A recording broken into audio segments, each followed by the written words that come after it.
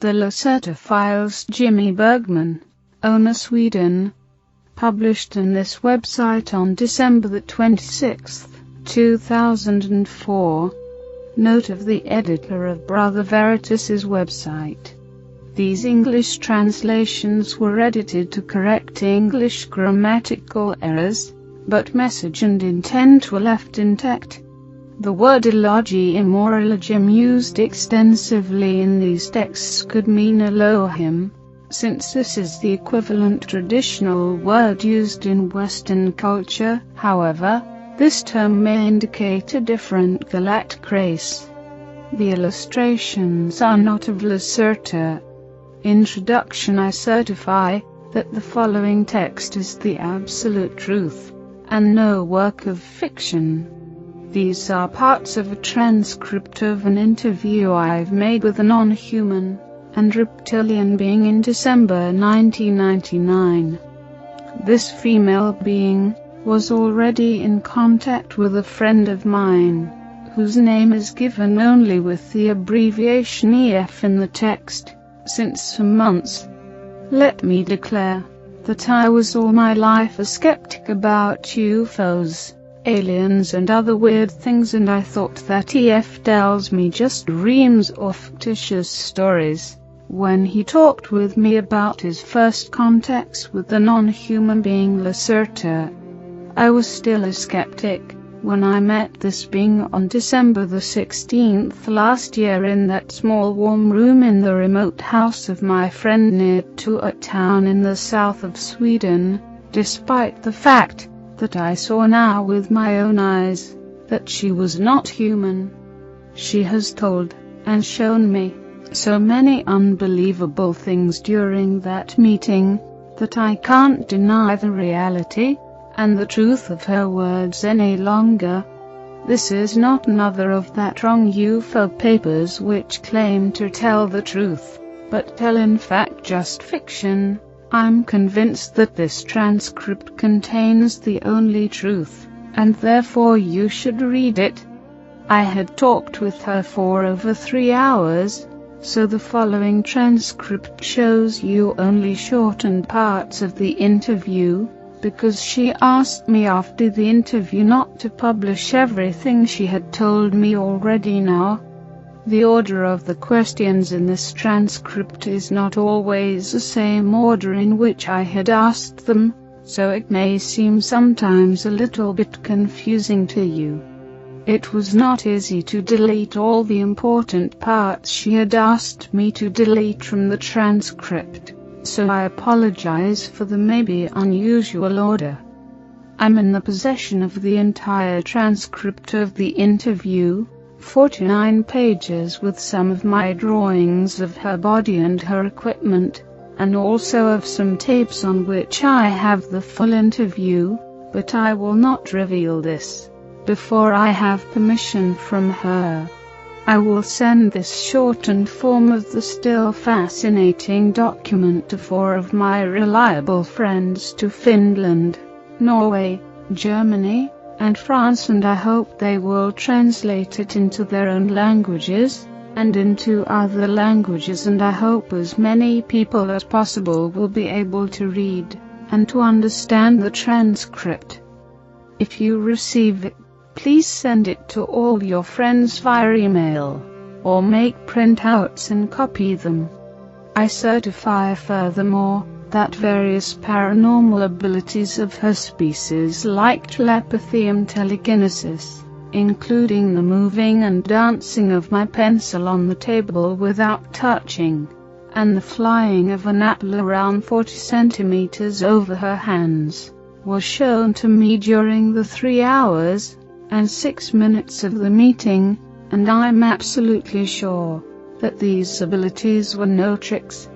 The following is certainly difficult to understand and to believe for someone who hasn't experienced it, but I was really in contact with her mind, and I'm now completely sure that everything she said during the interview is the absolute truth about our world. Unfortunately, if I read the entire transcript and much more, This very shortened form by myself, I have the strong impression that everything I've written sounds too unbelievable to be true, that everything sounds more like a bad science fiction story from TV or cinema, and I have doubts that anyone will believe my experiences. But they are true, if you believe it or not.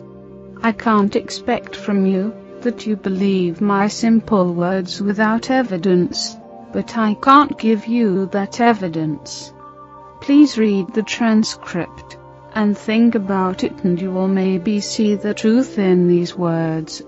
There will be a new meeting between me and her, again in the same house in Sweden, on April the 23rd, 2000, and she promised me to give me maybe some evidence for her existence. In the meantime, I collect questions which I will ask her then. Maybe she gives me permission to reveal more of the missing parts in that transcript, and about the coming war. Believe it or not, this makes no real difference, but I hope you will believe. K. Transcript of interview, shortened version, December the 16th, 1999. Question. First of all, who are you, and what are you? Are you an extraterrestrial species, or can your origin be found on this planet? Answer. As you could see with your own eyes, I'm not a human being like you, and to be honest, I'm no real mammal, despite my partly mammal-like body features, which are a result of evolution. I'm a female reptile being, belonging to a very old reptilian race. We are the native Terrans, and we live on that planet since millions of years. We are mentioned in your religious writings like your Christian Bible, and many of the ancient human tribes were aware of our presence, and worshipped us as gods.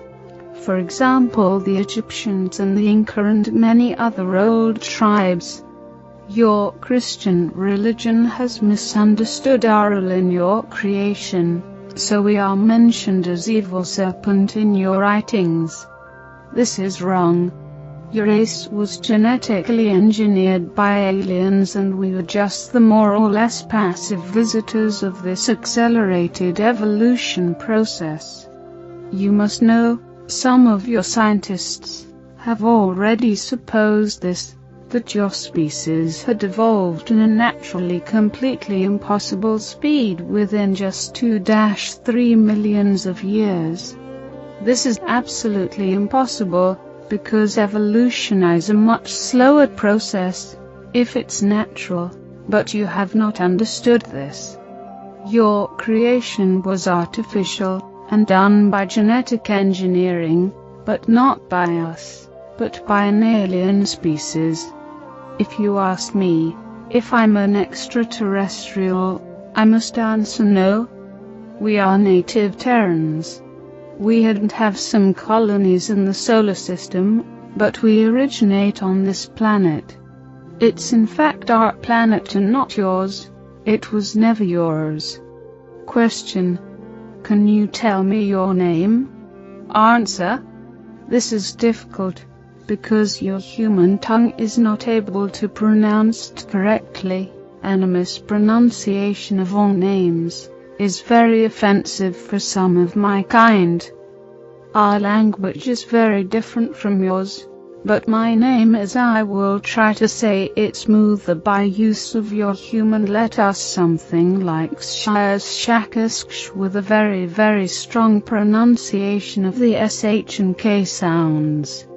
We have no four names like you, but only a single but unique name, which is divided and characterized by the way of speaking, and which is given not to children who have known children name, but only in a special procedure in the adolescent age, at the time of either religious or scientific enlightenment or awareness, as you would call it. I would appreciate it If you don't try to say my real name with your human tongue. Please call me Lacerta. This is the name I generally use when I'm among humans and talk with them. Question: how old are you? Answer: we measure the time, not like you in astronomical years, and in the revolving of the Earth around Sun, because we usually live beneath the surface of the planet. Our time measurement depends on periodically returning cycles in the Earth's magnetic field, and according to this, and said with your numbers, I'm today, let me calculate, 57,653 cycles old. I have reached my adult phase, and my awareness 16,337 cycles ago. This is a very important date for us. According to your human time scale, I'm around 28 years old. Question: what is your task? Do you have a job like us? Answer: to say it with your words. I'm a curious student of the social behavior of your species. That's why I'm here and talk to you. That's why I have revealed my real nature to EF and now to you. And that's why I give you all that secret information, and why I will try to answer all the questions on your many sheets of paper honestly. I will see how you react, how others of your kind react. There are so many crazies and liars of your kind on this planet who claim to know the truth about us, about UFOs, about aliens and so on, and some of you believe their lies. I'm interested to see how your species will react if you make the truth, which I will tell you now, public. I'm quite sure every one of you will refuse to believe my words, but I hope I'm wrong, because you need to understand, if you want to survive the coming years. Question: I have read your false statement, which you have given to EF, about this, but can you give me now just a short answer? Are UFOs real flying objects piloted by extraterrestrials, or do they belong to your species? Answer: some observed UFOs, as you call them, belong to us, but most not. Most of the mysterious flying objects in the sky are not technological devices, but mainly misinterpretations of natural phenomena your scientists have not understood, like spontaneous plasma flares in the high atmosphere.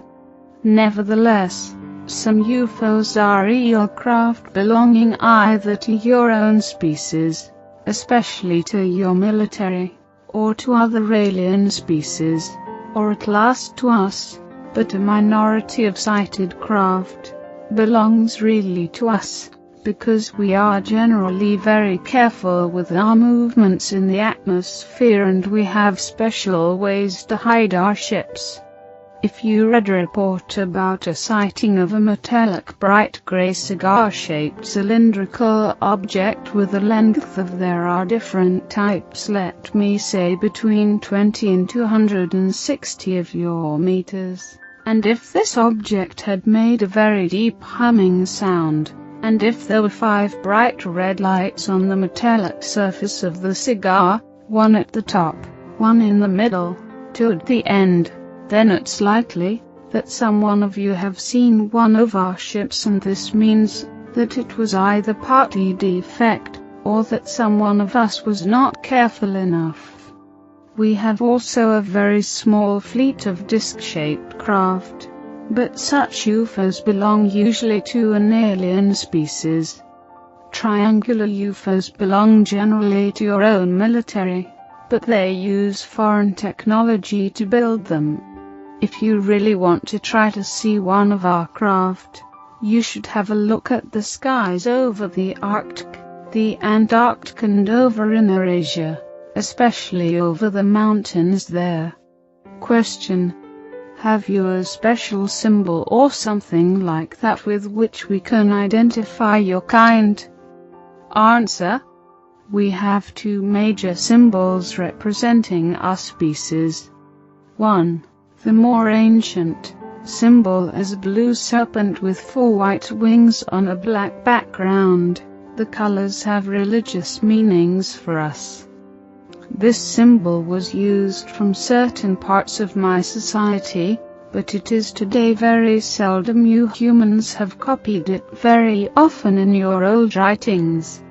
The other symbol is a mystic being you would call a dragon in the shape of a circle with 7 white stars in the middle. This symbol is much more common today. If you see one of that symbols on a cylindrical craft I've described in my previous answer, or on some underground installation, this thing or place belongs definitely to us, and I would advise you to go away from there as soon as possible. Question: the 7 stars in the second symbol you've mentioned, do they mean the Pleiades? Answer: Pleiades? No. Actually, the 7 stars are planets and moons, and they are a symbol for our former 7 colonies in the solar system. The stars are shown in front of a blue background, and the dragon circle means the shape of Earth. The 7 white stars mean Moon, Mars, Venus and 4 moons of Jupiter and Saturn we had colonized in the past. 2 colonies are no longer in use and abandoned, so 5 stars would be more correct. Question: as you have not allowed me to make photos, what would be very useful to prove your real existence and the truth of this story? Can you describe yourself detailed? Answer: I know that it would be helpful to prove the authenticity of this interview if you can make some photos from me. Otherwise, you humans are very skeptic. That's good for us, and for the real alien species acting secretly on this planet. So even if you had such photos, many of your kind would say that they are fraud, that I'm just a masked human woman or something like that. That would be very offensive for me. You must understand that I can't give you permission to make photos of me or of my equipment. This have various reasons, which I want not to discuss with you further, but one of the reasons is the keeping up of the secrecy of our existence. Another reason is more religious. Nevertheless, you have permission to make drawings of my look and of my equipment. I can show you later. I can also try to describe myself, but I doubt that others of your kind will be able to imagine my real look just from simple words, because the automatic denial of the existence of reptilian species, and generally of intelligent species other than your own, is part of the programming of your mind. Well, I will try. Imagine the body of a normal human woman, and you have at first a good imagination of my body. Like you, I have a head, 2 arms, 2 hands, 2 legs and 2 feet, and the proportions of my body are like yours. As I'm female, I have also 2 breasts. Despite our reptile origin, we have started to give milk to our babies during the evolution process. This happened around 30 million years ago, because this is the best thing to keep the young alive. Evolution had done this for your species already in the dinosaur age, and a little bit later also for ours. That means not that we are now real mammals, but the breasts of us are not as large as those of human woman, and the size of them is generally equal for every female of my kind. The external reproduction organs are for both sexes smaller than those of humans, but they are visible and they have the same function as yours, another gift of evolution to our species. My skin is mainly of a green-beige color, more pale green, and we have some patterns of brown irregular dots, each dot of the size of 1-2 centimeters, on our skin, and in our face. The patterns are different for both sexes, but females have more, especially in the lower body, and in the face. You can see them in my case as 2 lines over the eyebrows crossing my forehead, at my cheek, and at my chin. My eyes are a little bit larger than human eyes. For this reason, we can see better in the darkness, and usually dominated from the large black pupils, which are surrounded from a small bright green iris. Males have a dark green iris. The pupil is slit, and can change its size from a small black line to a wide open egg-shaped oval, because our retina is very light sensitive, and the pupil must compare this. We have external round ears, but they are smaller, and not so curved as yours, but we can hear better, because our ears are more sensitive for sonic. We can also hear a wider range of sonic. There's a muscle all over the ears which can completely close them, for example underwater. Our nose is more pointed, and there is a V-shaped curving between the nostrils, which enable the ancestors to see temperature. We have lost most of this ability, but we can still feel temperature much better with this organ.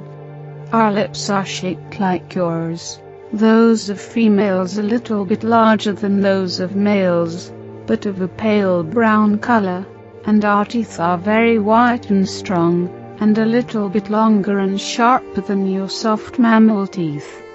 We have no different hair colors like you, but there is a tradition to color the hairs in different ages, and the original color is like mine, a greenish brown. Our hairs are thicker and stronger than yours, and they grow very slow. In addition, the head is the only part of our body where we have hairs.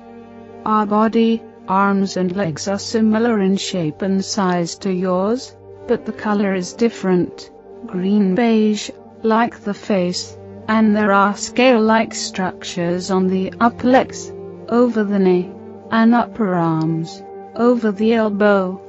Our 5 fingers are a little bit longer and thinner than human fingers, and our skin on the palm is plain, so we have no lines like you, but again a combination of a scale-like skin structure, and of the brown dots. Both sexes have the dots on the palm, and we have no fingerprints like you. If you touch my skin, you will feel that it is smoother than your hairy skin. There are small sharp horns on the upside of both middle fingers. The fingernails are gray and generally longer than yours. You see that my nails are not so long, and round at the top. This is because I'm female. Males have sharp pointed nails with a length of sometimes 5 or 6 of your centimeters. The following feature is very different from your body and part of our reptilian origin. If you touch the backside of my upper body, you will feel a hard bony line through my clothing. This is not my spine, but a very difficult shaped external plate structure of skin and tissue following exactly our spine from the head to the hip. There is an extremely high number of nerves and large blood vessels in this structure, and in the plates, which are around 2 or 3 centimeters long and very touch sensitive. This is the reason why we have always problems to sit in chairs with a back like this chair.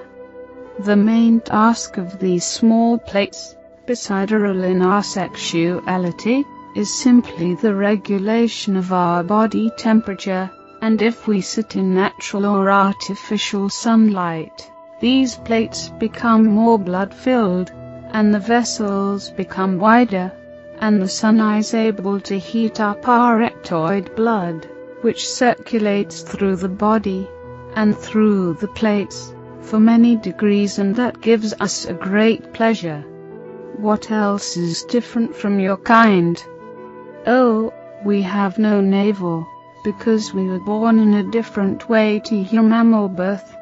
The other exterior differences from your kind are minor, and I think I must not mention all now, because most of them are not visible if we wear clothing.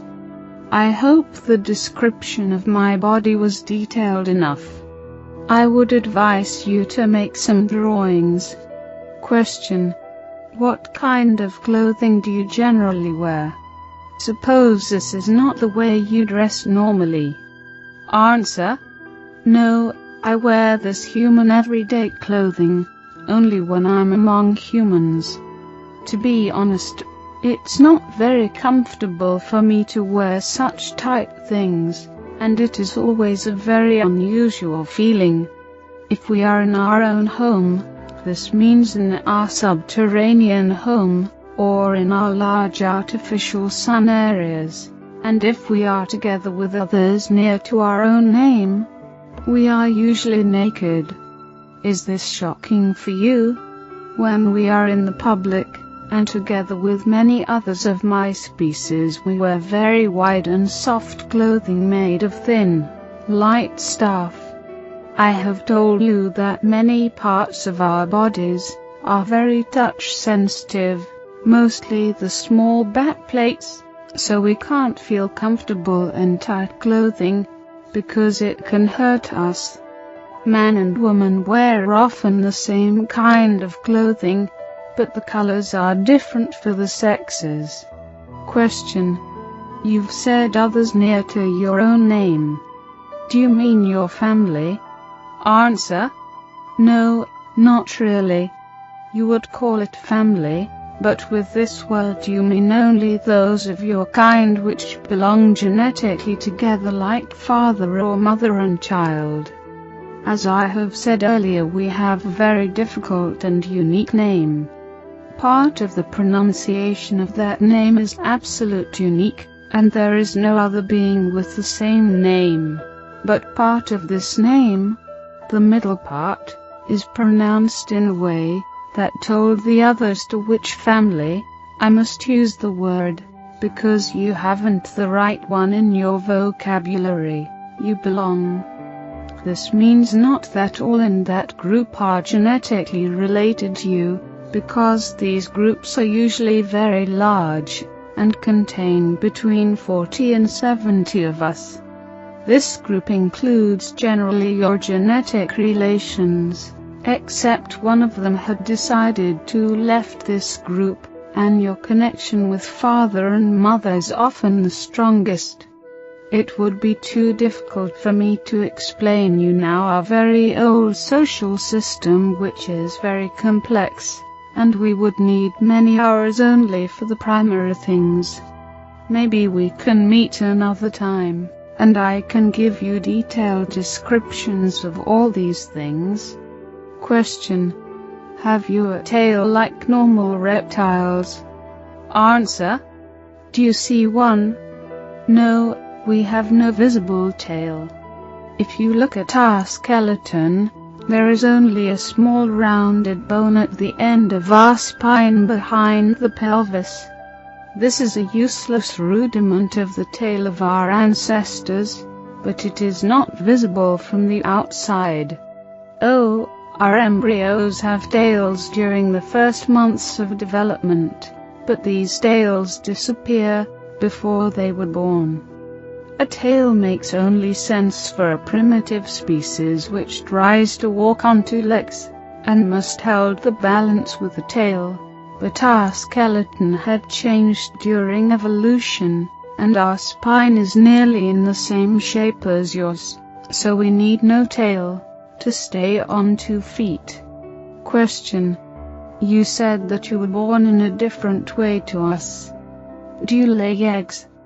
Answer: yes, but not like your birds or primitive reptiles.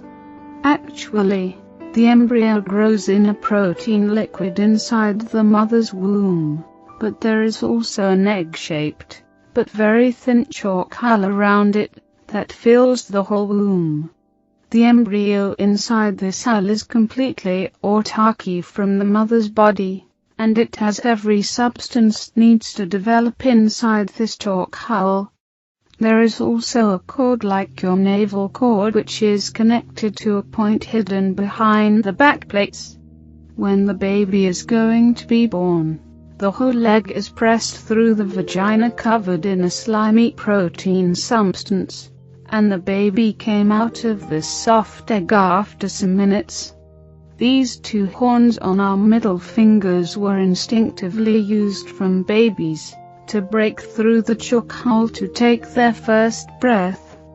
Young are not so large as your babies when they were born. They are between 30 and 35 of your centimeters tall. The egg is around 40 centimeters tall. This is because our vagina is smaller than a human one, but we grow to a normal size of 1,60 to 1,80 meters. Question: what about your body temperature? You've said that you enjoy to lay in the sun. What effect has this to your organism? Answer: we are no mammals, and as reptiles our body temperature depends on the temperature of our surrounding. If you touch my hand you will maybe feel that it is colder than yours, because our normal body temperature is around 30 to 33 degrees Celsius. If we sit in the sun, especially naked and with our row of small back plates in the sun, our body temperature can rise for 8 or 9 degrees within minutes.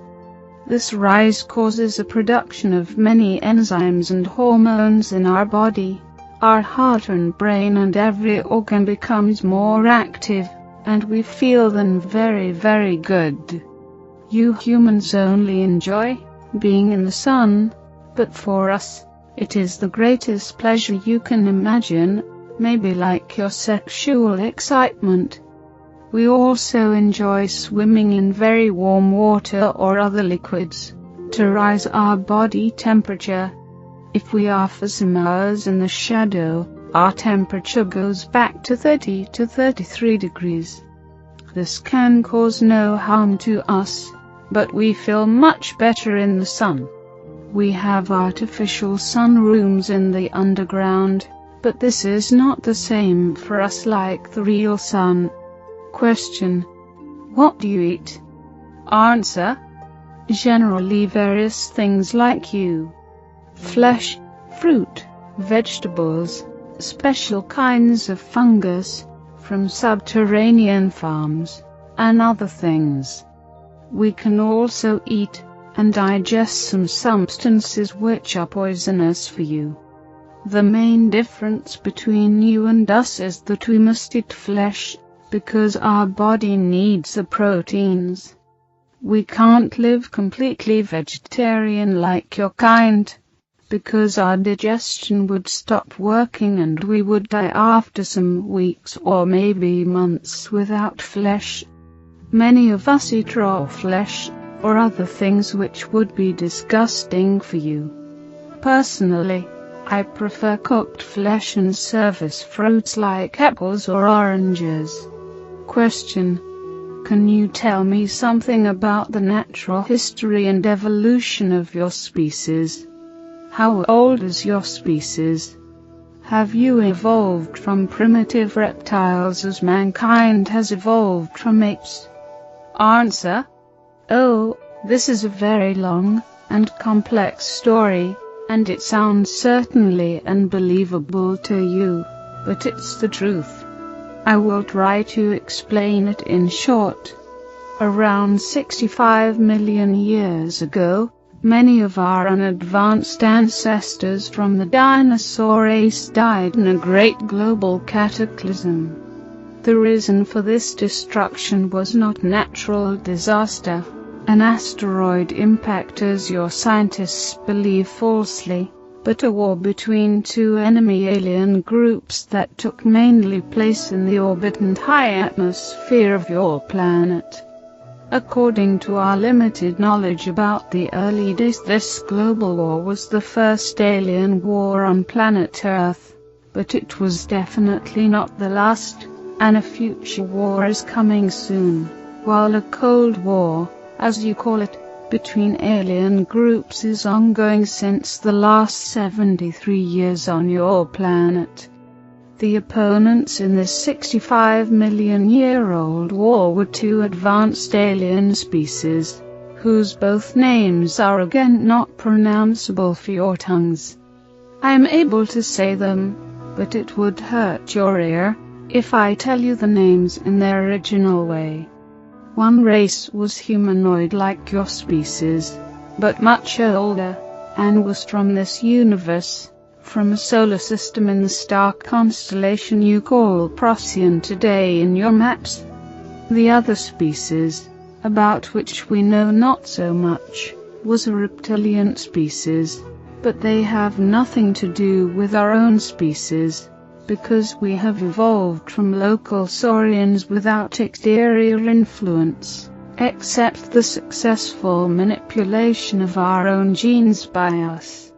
More about that later. The advanced reptilian species came, not from this universe but from well, how should I explain it to you?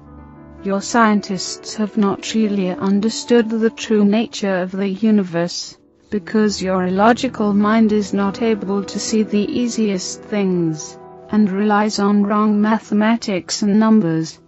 This is part of the genetic programming of your kind, to which I will come later.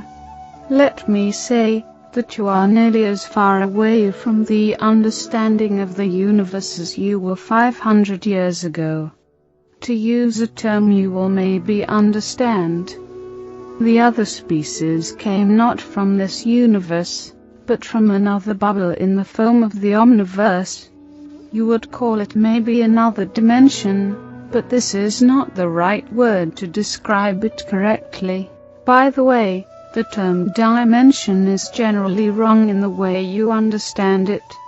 The fact you should remember is that advanced species are able to walk between bubbles by use of, as you would call it, quantum technology, and sometimes in special ways only by use of their mind. My own species had also advanced mental abilities in comparison to your species, but we are not able to do the matter string/bubble changing without technology. But other species active on this planet are able, and this looks to you like magic as it had to your ancestors. Back to our own history. The first species, the humanoids, had reached Earth around 150 years before the reptilians, and they built some colonies on the former continents. There was a large colony on the continent you call Antarctica today, and another one in the continent you call Asia today. These people lived together with animal-like saurians on the planet without problems.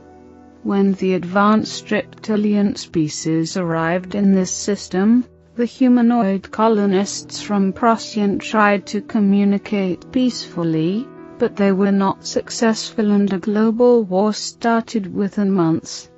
You must understand that both species were interested in this young planet, not for his biology and undeveloped species, but for only one reason: raw material, especially copper. To understand this reason, you must know that copper is a very important material for some advanced species, even today, because it is, together with some unstable materials, able to produce new stable elements. If you induce a high electromagnetic field in the right angle with a high nuclear radiation field to produce an overcrossing of fluctuating fields. The fusion of copper with other elements in such a magnetic/radiation field chamber can produce a force field of special nature that is very useful for various technological tasks. But the base for this is an extremely complex formula you are not able to discover, because of the restrictions of your simple mind. Both species wanted to have the copper of planet Earth, and for this reason they fought not very long war in space and orbit. The humanoid species seemed to be successful during the first time, but in last battle the reptilians decided to use a mighty experimental weapon, a special kind of fusion bomb which should destroy the life forms on the planet, but should not harm the valuable raw materials and the copper. The bomb was fired from space, and detonated at a point of your planet you call Middle America today. As it detonated in the ocean, it produced an unpredictable fusion with hydrogen, and the effect was much stronger than the reptilians had expected. A deadly radiation, an overproduction of fusion oxygen, a fallout of different elements, and nuclear winter for nearly 200 years were the result. Most of the humanoids were killed and the reptilians lost their interest on the planet after some years for, even for us, unknown reasons, maybe because of the radiation. Planet Earth was on its own again, and the animals on the surface died. By the way, one result of the fusion bomb was the fallout of different elements and materials created in the burning process, and one of those materials was iridium.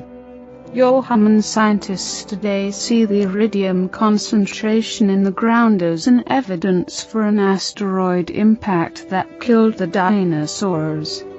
That is not true, but how should you know that? Well, most of the dinosaurs died. Not all in the detonation, but in the bad things which came after the war, especially in the nuclear winter, and in the fallout. Nearly all dinosaurs and reptilians were dead within the next 20 years. Some of them, especially those in the oceans, were able to survive for the next 200 to 300 years even in this changed world, but these species also died, because the climate had changed. The nuclear winter ended after 200 years, but it was colder on Earth than before. Despite the cataclysm, some species were able to survive. Fish, like the sharks, birds, little creepy mammals, your ancestors, various reptiles like crocodiles, and there was a special kind of small but advanced dinosaurs which had developed together with the last large animal reptilians like the species you call Tyrannosaurus. This new reptile was walking on two legs, and looked a little bit like your reconstruction of an iguanodon. It originated in this family, but it was smaller, around 1.50 meters tall, with some humanoid features, a changed bone structure, a larger skull and brain, a hand with a thumb which was able to grab things, a different organism and digestion, advanced eyes in the middle of the head like your eyes, and most important, with a new and better brain structure. This was our direct ancestor. There are theories that the radiation from the bomb took part in the mutations of the organism of this new breed, but this is not proven. Nevertheless, this little humanoid-like dinosaur evolved during the following 30 million years. As I have said earlier, a species needs generally more time to evolve than you think, if the evolution is not artificially induced like in your case, from an animal to a more or less thinking being.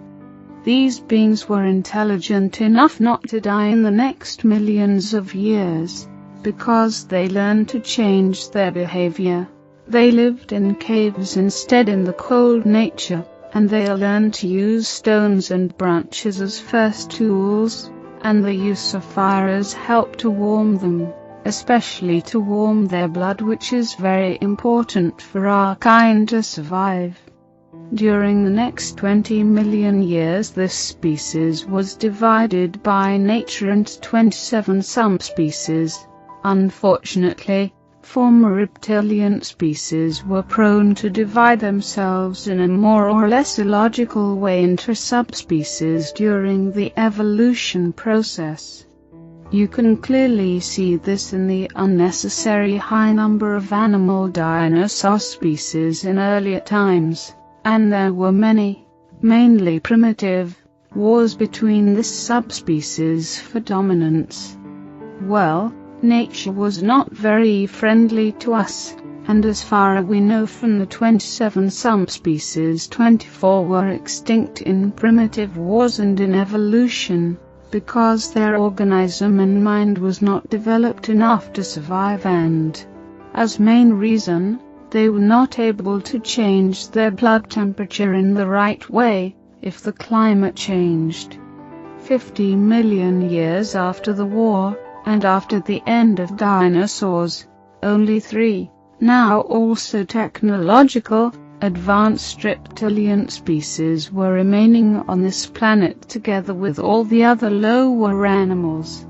Through natural and artificial crossbreeding, these 3 species were united to one reptilian species, and through the invention of genetic manipulations, we were able to eliminate the dividing-prone genes in our genetic structure. According to our history and belief, this was the time when our final reptilian race, as you see me today, was created by use of genetic engineering. This was around 10 million years ago, and our evolution nearly stopped at this point. Well, actually there was some minor changes in our look toward a more humanoid and mammal-like appearance during the coming ages, but we have not divided again into subspecies. You see, we are a very old race in comparison to your kind, which was jumping around as small monkey-like animals in the trees at this time, while we invented technology, colonized other planets of this system, built large cities on this planet, which disappeared without a trace in the ages, and engineered our own genes, while your genes were still those of animals. 10 million years ago the small simians started to grow, and they came down from the trees to the ground, again because of the change of the climate, especially on the so-called African continent. But they evolved very slow, as it is normal for a mammal, and if nothing extraordinary had happened to your kind, we wouldn't be able to sit here and talk, because I would sit in my comfortable modern house, and you would sit in your cave clothed with fur and trying to discover the secrets of fire, or you would maybe sit in one of our zoos. But the things had developed differently, and you believe now you are the crown of creation and you can sit in the modern house, and we must hide and live beneath the earth and in remote areas. Around 1,5 million years ago, another alien species arrived at Earth. It was surprisingly the first species since over 60 million years. This would be more surprising for you if you would know how many different species are today here. The interest of this humanoid species, you call them elegant today, was not the raw material and the copper, it were to our astonishment the unadvanced ape humanoids. Despite of our presence on this planet, the aliens decided to help the apes to evolve a little bit faster, to serve them in the future as some kind of slave race in coming wars. The fate of your species was not really important for us, but we didn't like the presence of the Illagim on our planet, and they didn't like our presence on their new galactic zoo planet, and so your 6th and 7th creation was the reason for a war between us and them. You can read about that war, for example, partly in the book you call Bible, in a very strange way of description. The real truth is a very long and difficult story. Should I continue? Question. No, not now. I've made some notes about your history, and now I have some questions. Answer. Please ask. Question. First of all, you handle with a very large time scale. You claim that your primitive ancestors lived together with the dinosaurs, survived the, as you called it, artificial cataclysm, and evolved then over 40 million years, and your evolution was completed 10 million years ago. This sounds very unbelievable to me. Can you say something to this? Answer. I understand that this must sound absolutely unbelievable to you, because you are a young and genetically engineered species.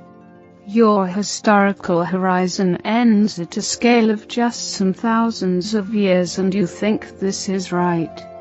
But it isn't. This is impossible. Your programmed mind is obviously not able to handle with such large time scales. Our evolution time may seem incredibly long to you, but this is in fact the original way of nature.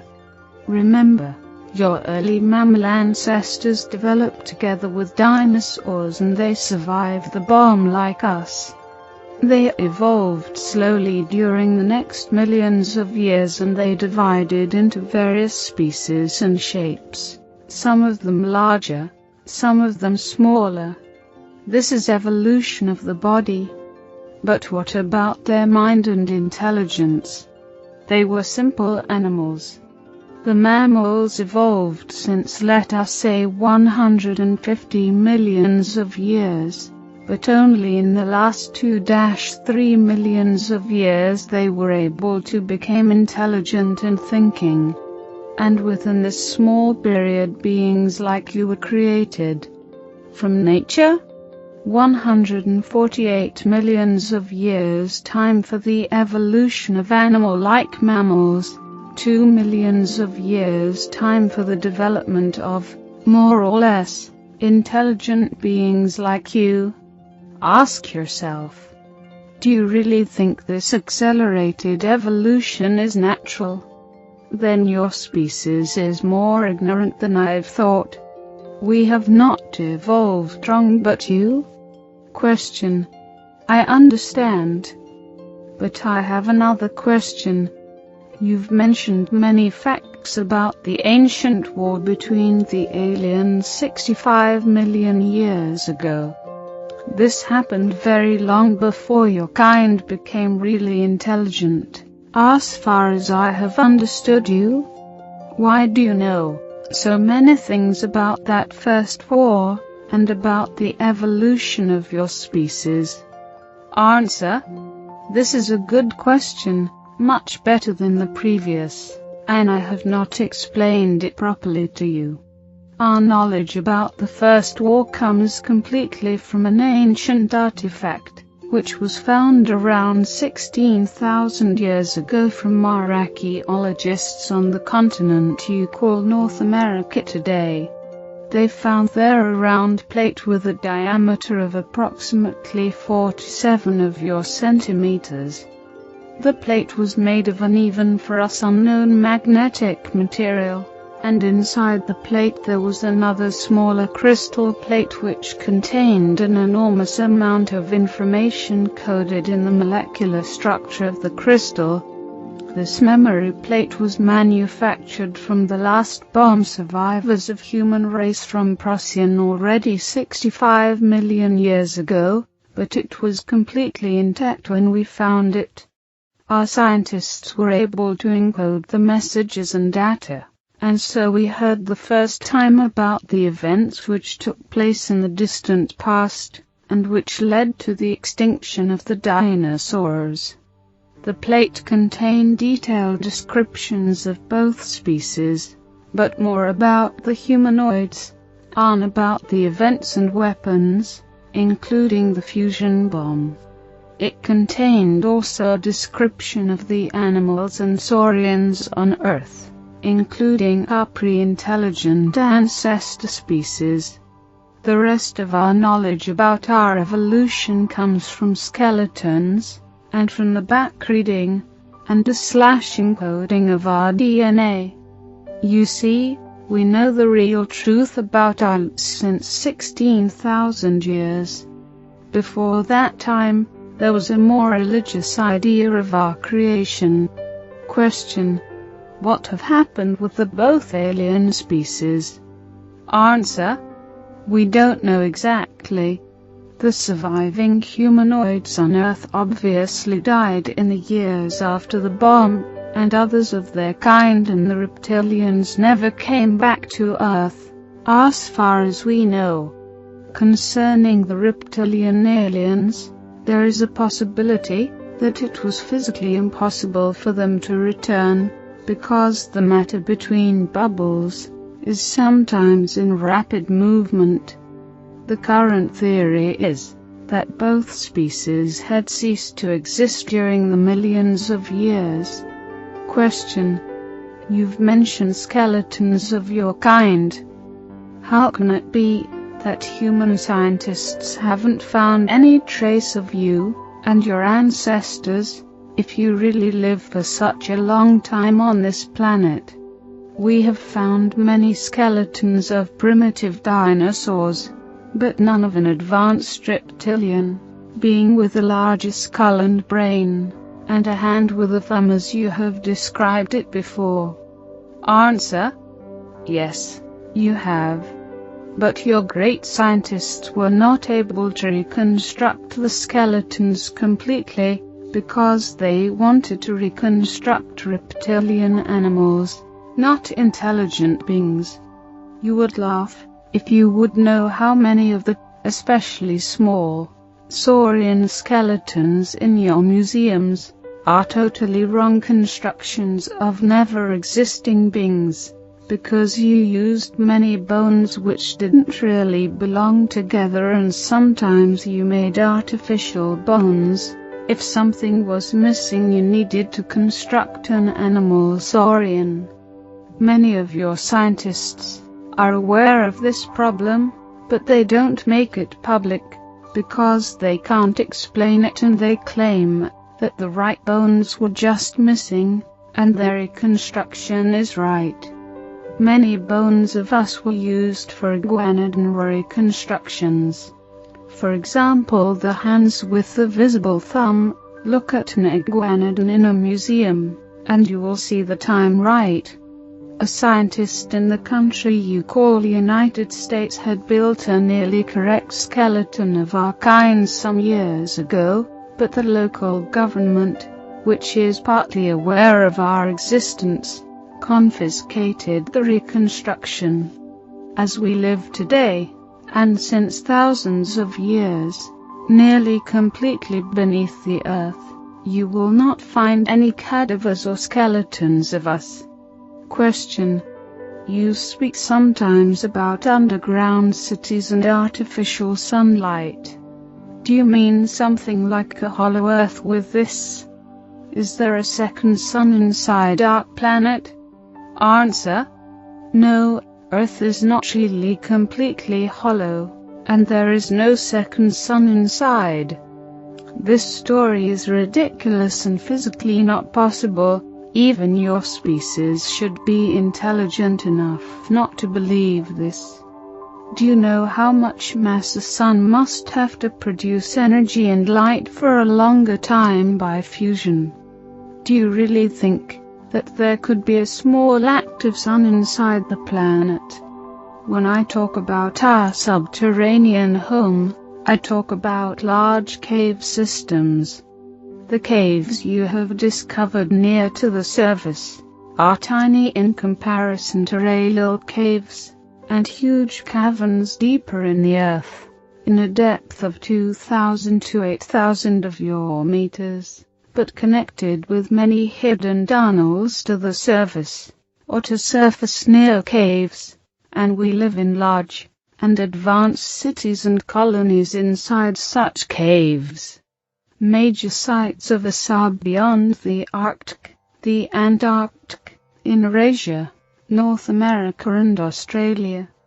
If I talk about artificial sunlight in our cities, I don't mean a real sun, but various technological sources of light, including gravitational sources, which illuminates the caverns and tunnels.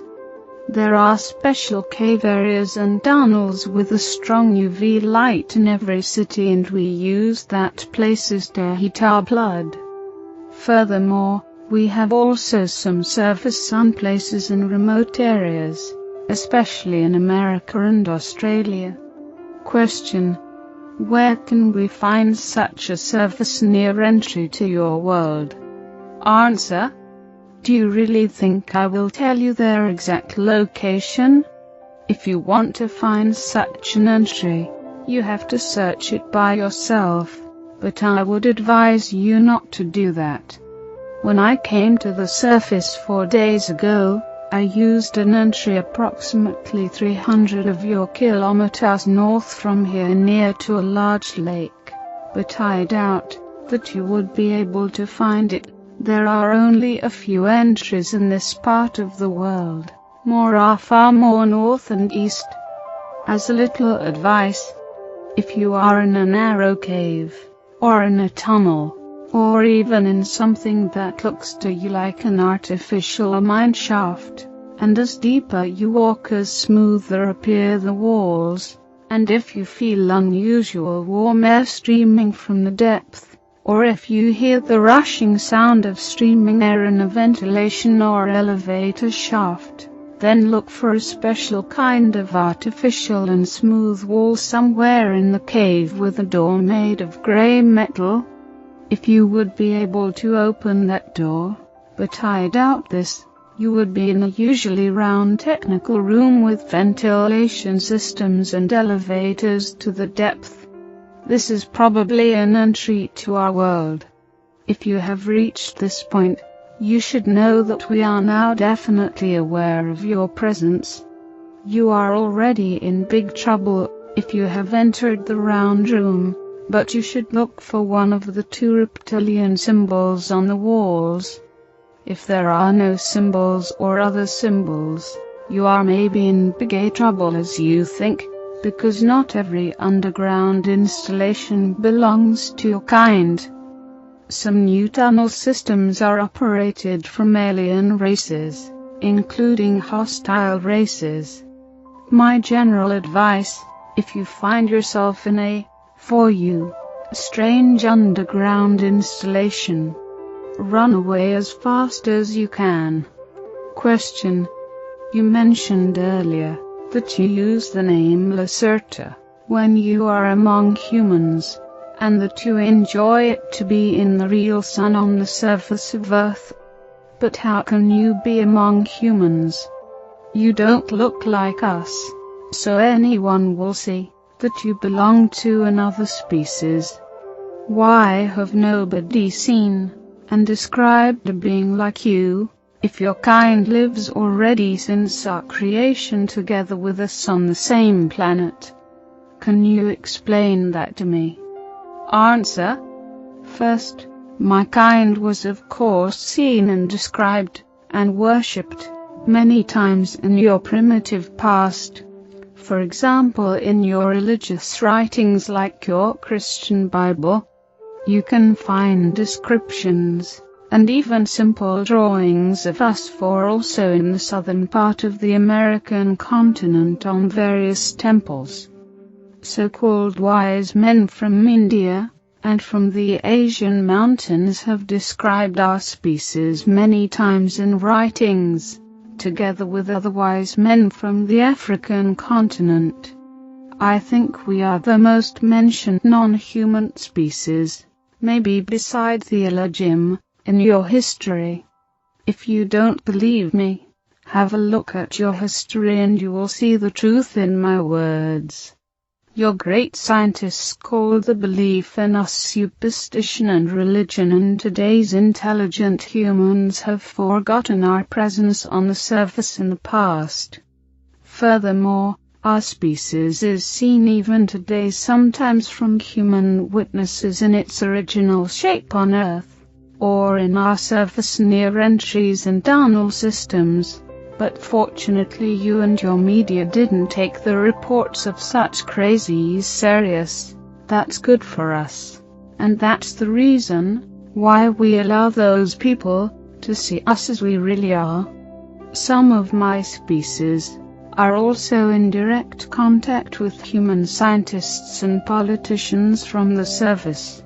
But this is top secret, as you would call it, and nobody of your public knows anything about it. The matter of these meetings is generally the upcoming war with and between the alien species, and our assistance in this war. But there is also another explanation why we can walk among you, and why you are not able to recognize us. Mimicry. The following may again sound unbelievable and even shocking to you, but as you have asked, I will explain it. I have told you before that we have more advanced mental abilities than your species, and with more advanced I mean that we are able to use telepathy and telekinesis from a birth on. In fact, mother and newborn child communicate generally with telepathy during the first months, without special training, as you need it to activate these sleeping parts of your brain. The structure of our brain is a little bit different to yours, and our hypothesis is larger and more active than yours, especially when we are in sunlight. Our own abilities are very strong in comparison to yours, but weak in comparison to the matter string/bubble mind forces of some of the alien species on this planet. I was never very good in that mind things, but we all have these primary abilities, and can use them, for example, for our protection, or even for attack. When we are on the surface, and we meet human beings, even a large group of them, this makes no difference. All of your minds are like one mind. We are able to touch their mind and induce them via telepathy the command "see us as one of your kind," and the weak human mind will accept this order without refusion, and they will see us, despite our reptilian look, as normal humans. I've done this many times, and you weak humans generally see me as an attractive brown-haired woman, because I have created this special mimicry image in my mind years ago, and I can induce it into your minds without problems. I've needed some time at the beginning to learn the use of the mimicry correctly, but then it worked nearly automatically, and I can even walk among a group of yours, and nobody will recognize what I am. There is a simple switch, see us as we really are / see us as we want you to see us, in your consciousness, which was placed there from the alla when they created your kind, and we can use this switch to convince you that you see humans. When you look at us, other aliens use this switch too. It is easier as you think. When there are meetings between your kind and aliens which seem to look exactly like yours, these aliens have used that switch, and some of the meetings with man-like aliens can be also explained with meetings with my kind. When I met EF the first time, he saw me also as a normal human woman, and I remember that he was very frightened and shocked when I revealed him my real appearance. Question. Do you mean that you can really make me believe that I talk now with an attractive brown-haired human woman instead of a reptilian being like you? Answer. Probably, but I don't think so in your special case. When someone expects to see a human woman instead of me, I can do it without problems with his mind, even with large groups, because nobody expects to see a reptile woman.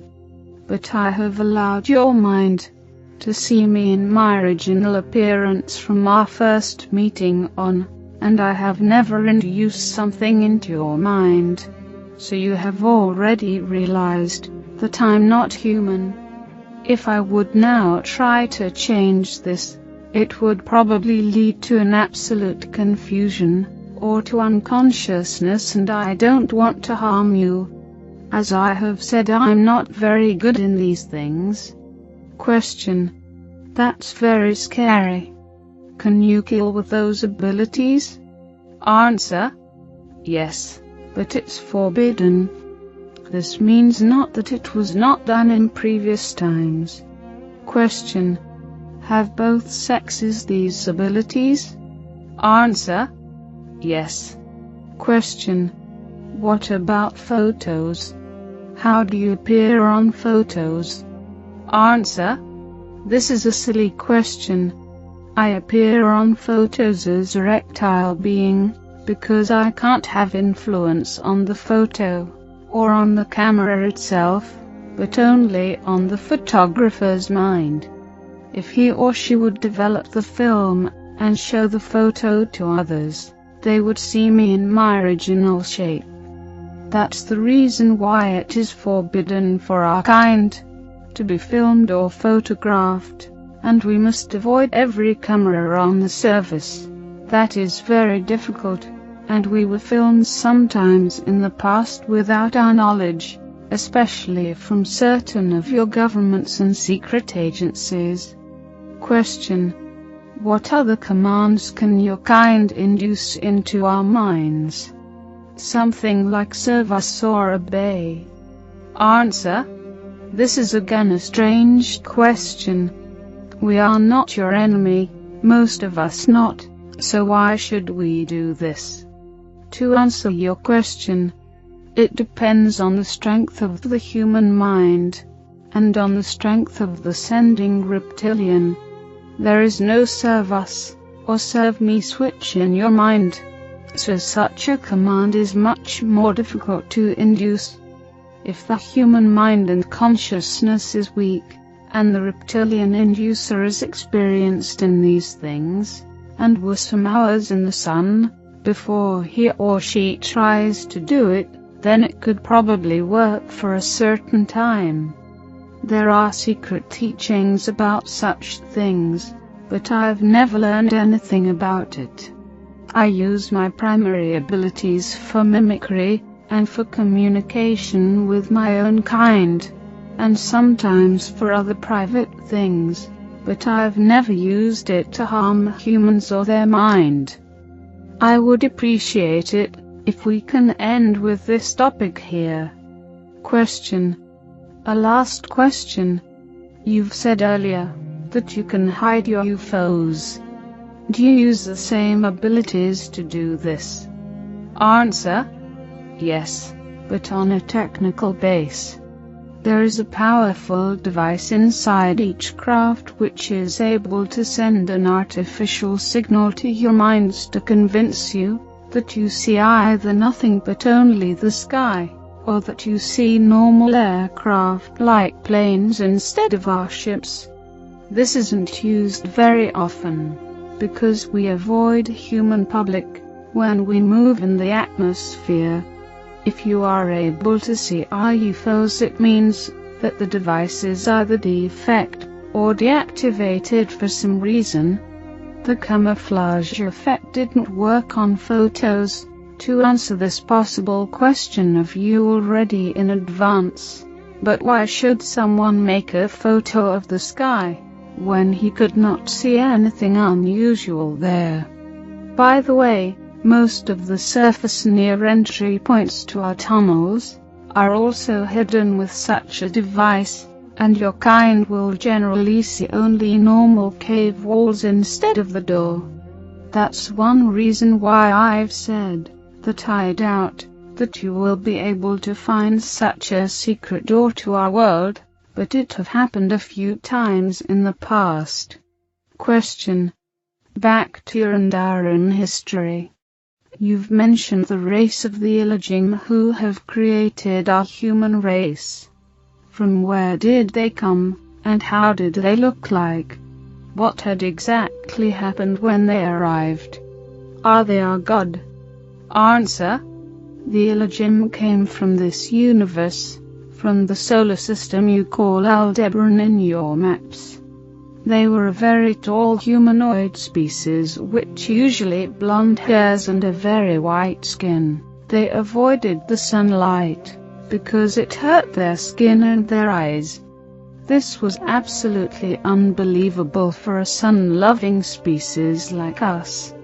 They seemed to be intelligent and peaceful at the beginning, and we started a more or less friendly communication with them. But later they showed their ill intentions and plans. They wanted to evolve the apes to a new breed, and we were a disturbing factor for them on their new zoo planet. At first, they caught around 10,000 or maybe even 20,000 of your simian ancestors, and they left the planet for some 100 years. When they returned, they brought your now more human ancestors back. Then they left Earth again for some thousands of years, and the primitive pre-humans lived together with us without major problems. They were just afraid of our aircraft and technology.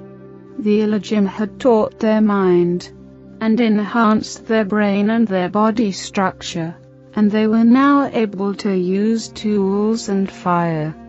The Illajim returned within 23,000 years 7 times, and accelerated the evolution speed of certain of your kind. You must understand that you are not the first human civilization on the planet. The first advanced humans, who lived at the same time with less developed pre-humans, because the Illajim had experimented with different speeds and stages of evolution, with technology and speech existed around 700,000 years ago on this planet.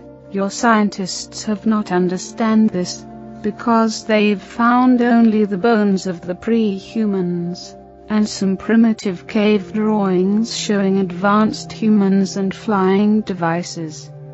This genetically advanced human breed lived together with us, but they avoided contact with my kind, because the Illajim teachers had warned them with misleading purpose, that we are evil beings, and that we lie to them. Well, after some centuries the aliens decided to extinct their first creation, and they accelerated the evolution of a second and better test series, and so on and so on. The truth is that your modern human civilization is not the first on this planet Earth, but already the 7th. The buildings of the first breeds are lost, but the 5th civilization was the one which built the large triangular constructions you call Egyptian pyramids today. Around 75,000 years ago, your Egyptians just found that large ancient pyramids in the sand, and tried not very successful to build similar constructions, and the 6th civilization was the one which built the cities which ruins you can find today beneath the sea in the so-called Bimini area around 16,000 years ago. The last creation of the 7th breed of your series was done just 8,500 years ago, and this is the only creation you can remember, and to which your religious writings refer. You rely on archaeological and paleontological artifacts which show you a wrong and short past, but how should you know anything about the 6 civilizations before? And if you find evidence for their existence, you deny and misinterpret the facts. This is partly a programming of your mind and partly pure ignorance.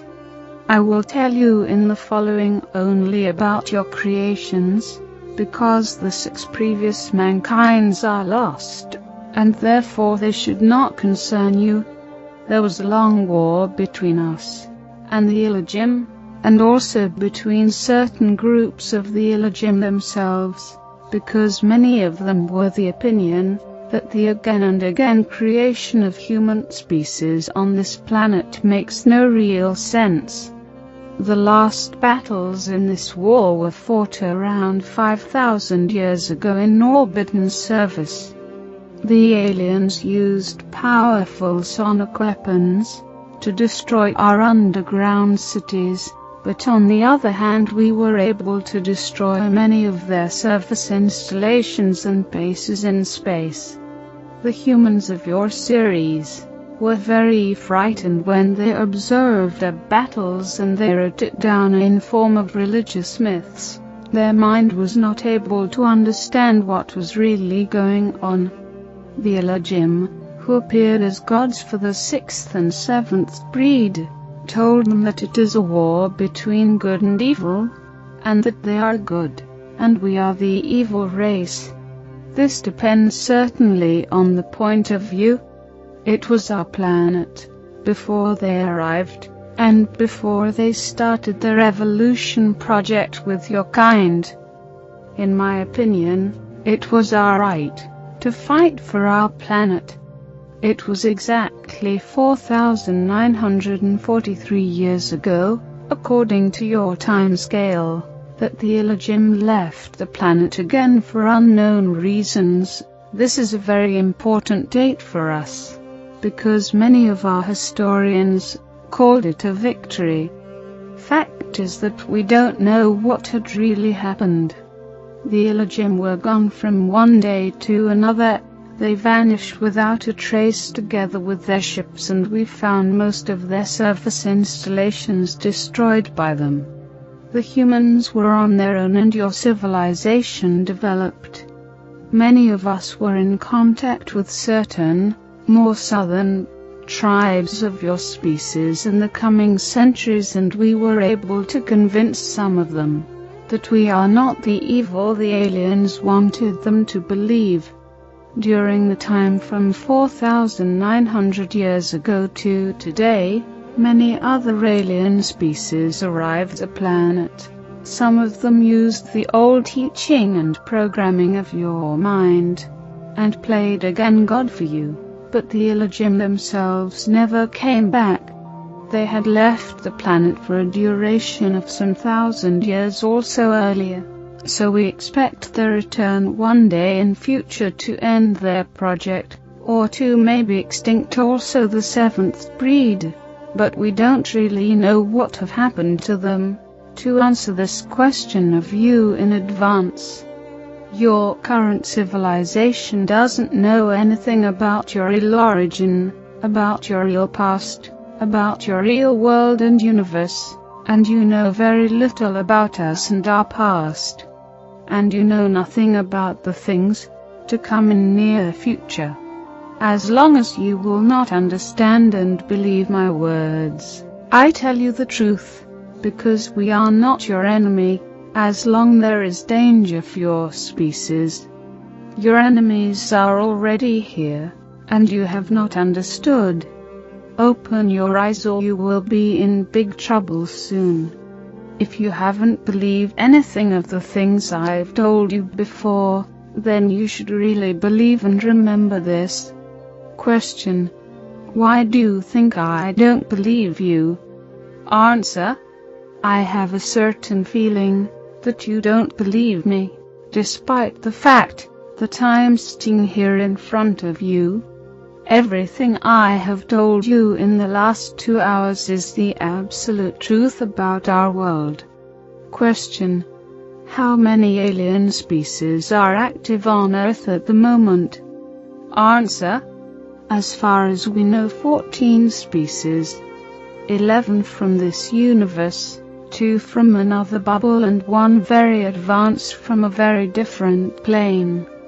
Don't ask me for names, because nearly all are not pronounceable for you. 8 of them are not pronounceable even for us. Most of the species, especially the more advanced, are just studying you as animals, and they are not very dangerous for you and for us, and we work together with some of them.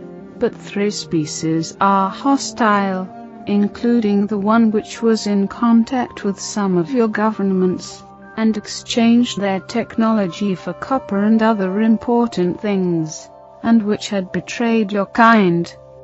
There was and is a Cold War between 2 of these hostile races during the last 73 years, and the 3rd species seemed to be the winner in this useless struggle.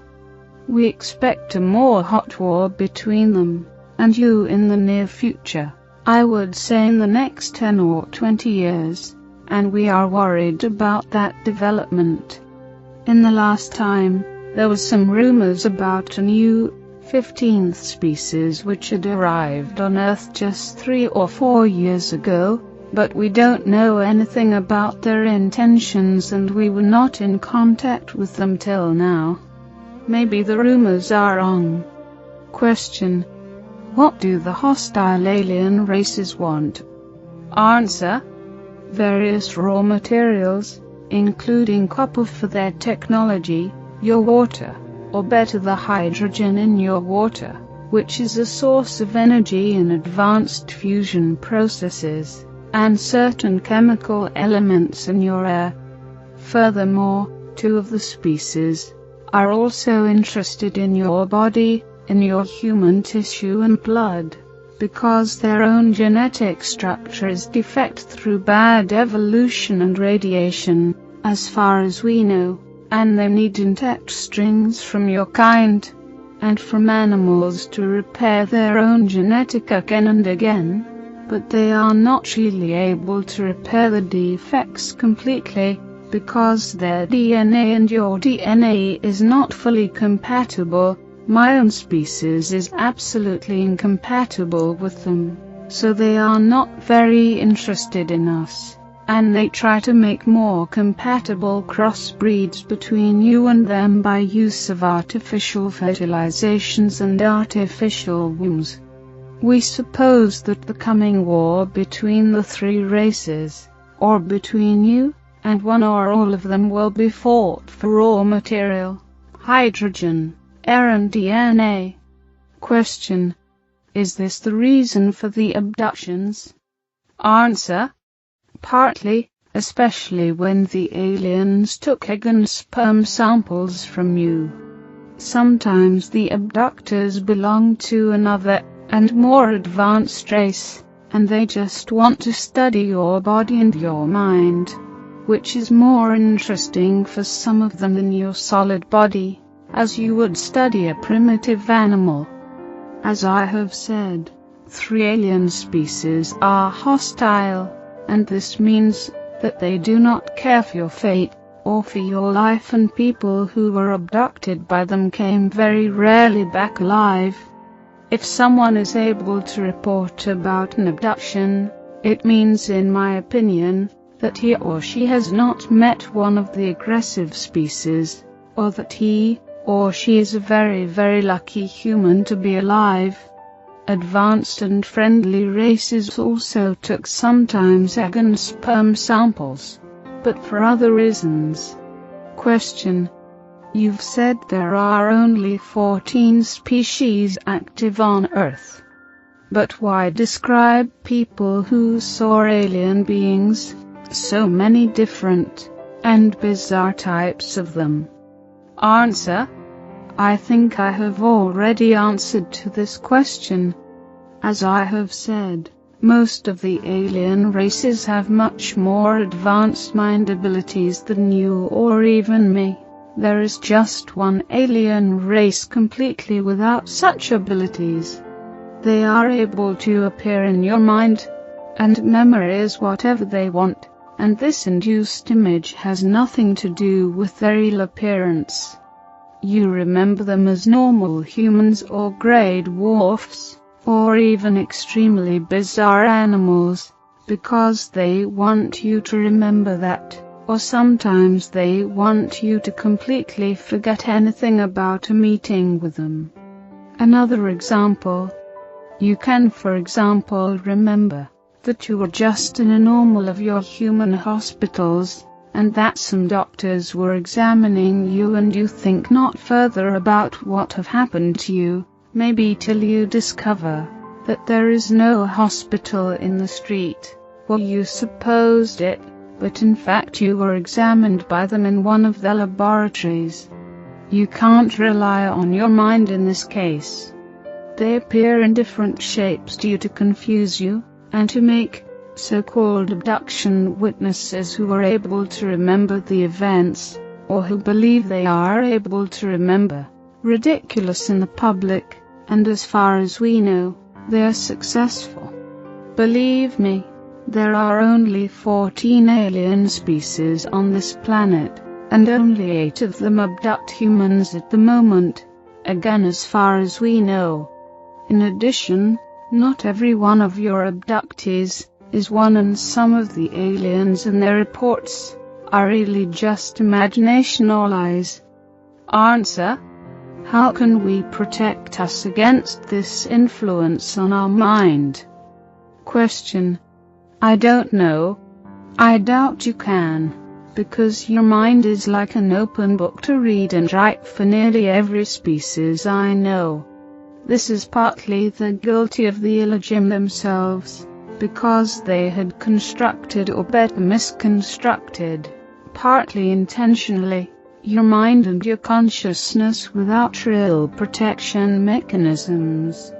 If you are aware that someone tries to manipulate your mind, you can only concentrate on that suspicion and try to analyze every one of your thoughts and memories. Very important. Don't close your eyes. This would lead to a different form of brain waves which are more easy to access. And don't sit or lay down to rest. If you stay awake during the first minutes, you can maybe try to filter the other thoughts and waves in your brain, and the inducer will give up after some minutes, if he or she is not successful, because it will start to hurt his or her own brain. This is very difficult, and certainly painful, and it can harm you, so better don't try to resist, but it would be the only possibility you have.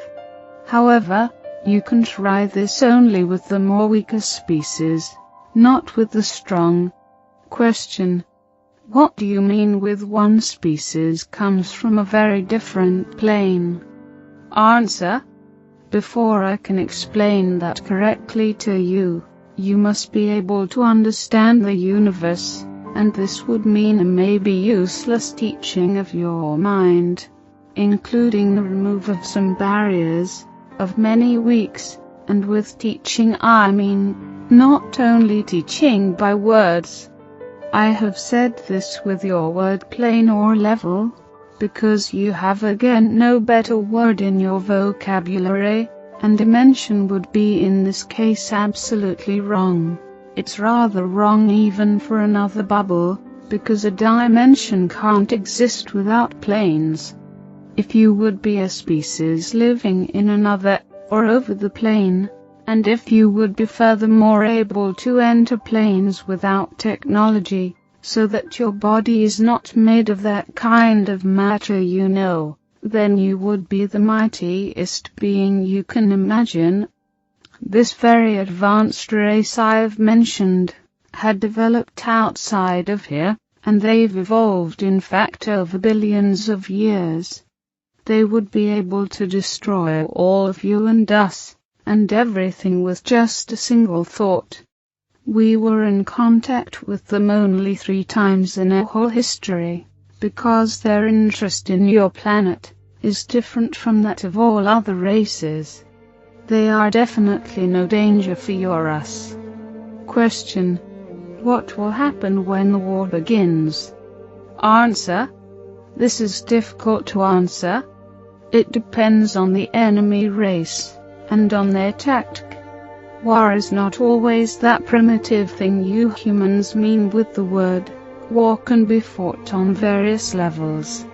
One possibility they have is the destruction of your social system by influence on political leaders.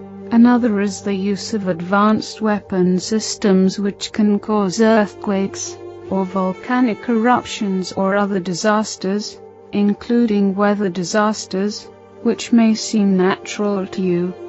The special fuels from copper fusion I've mentioned earlier are able to have an influence on your global weather.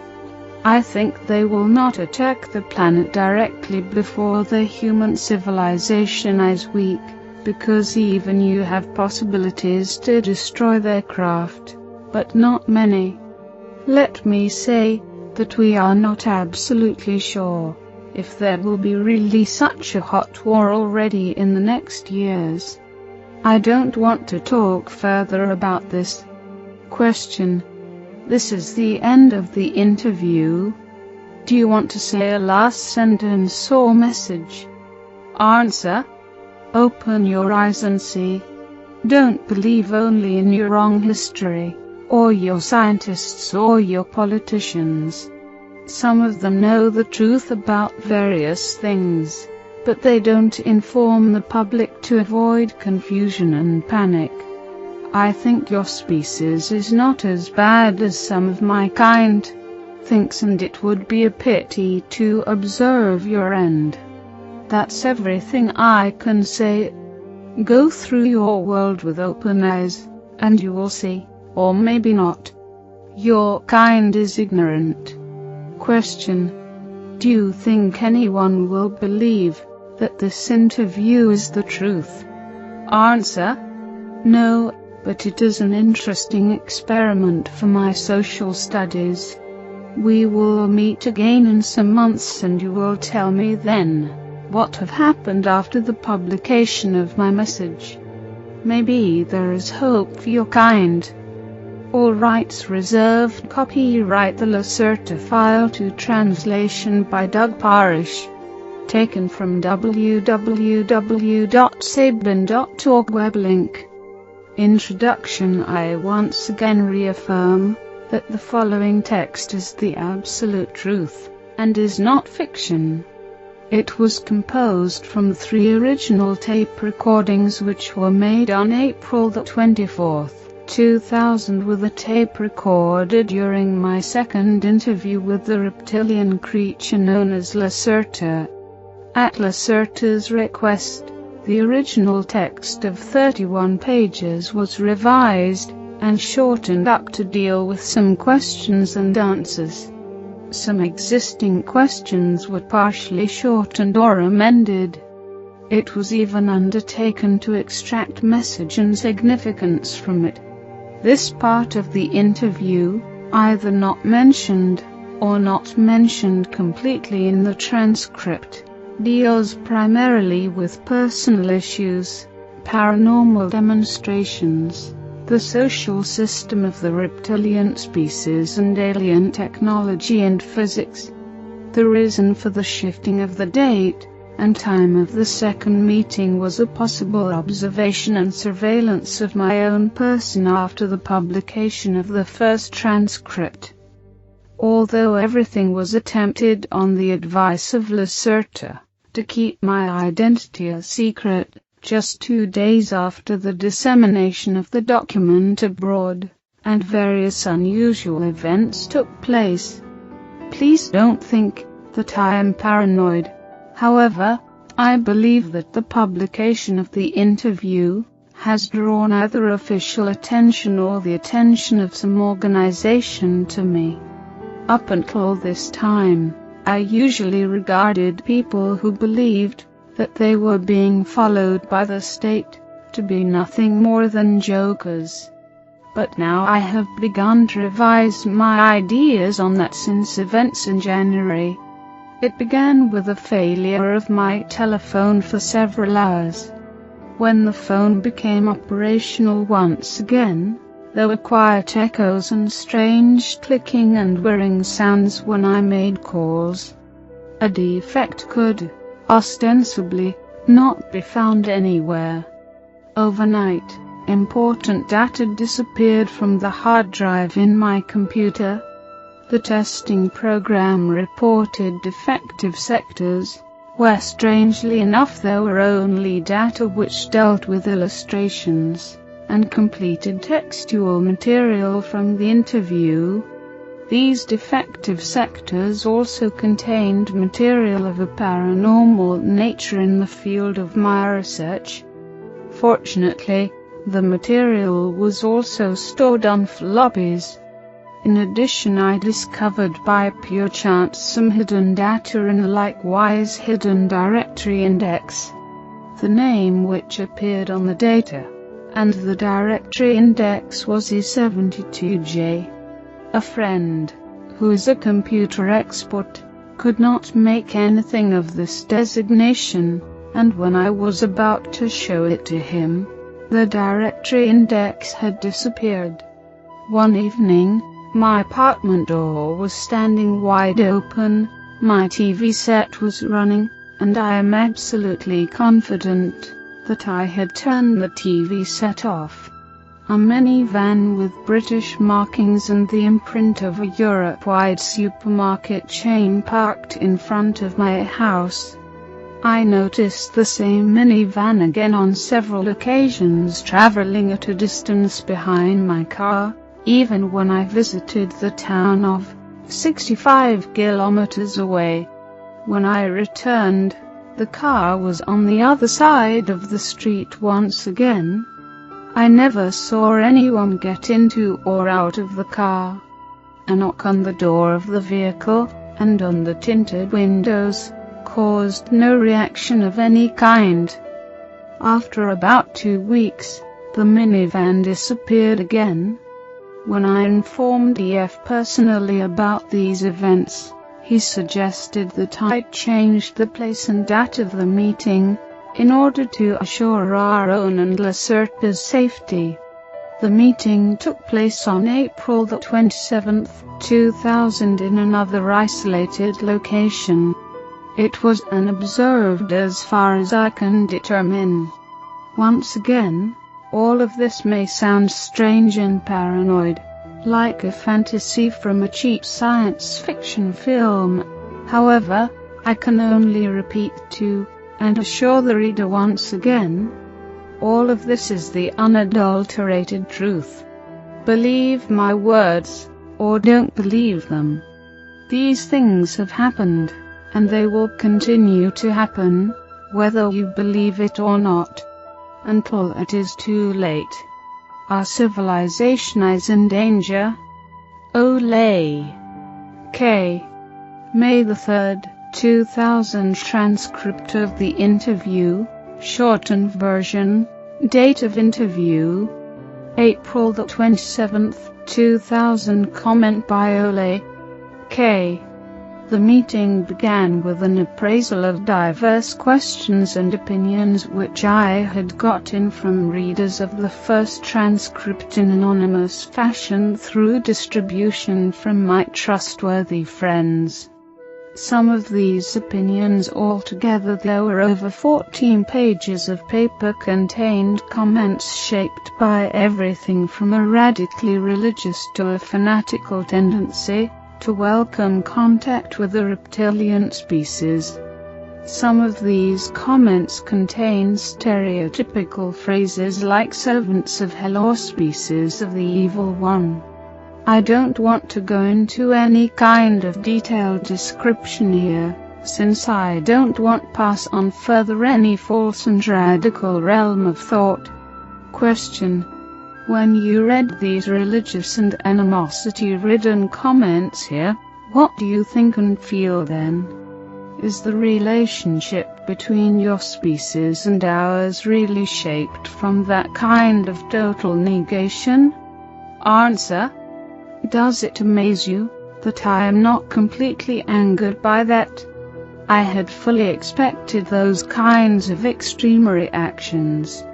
The programming for the utter negation of another species, especially the reptilian species, as in your own case, is deeply embedded in each of your own individual consciousnesses.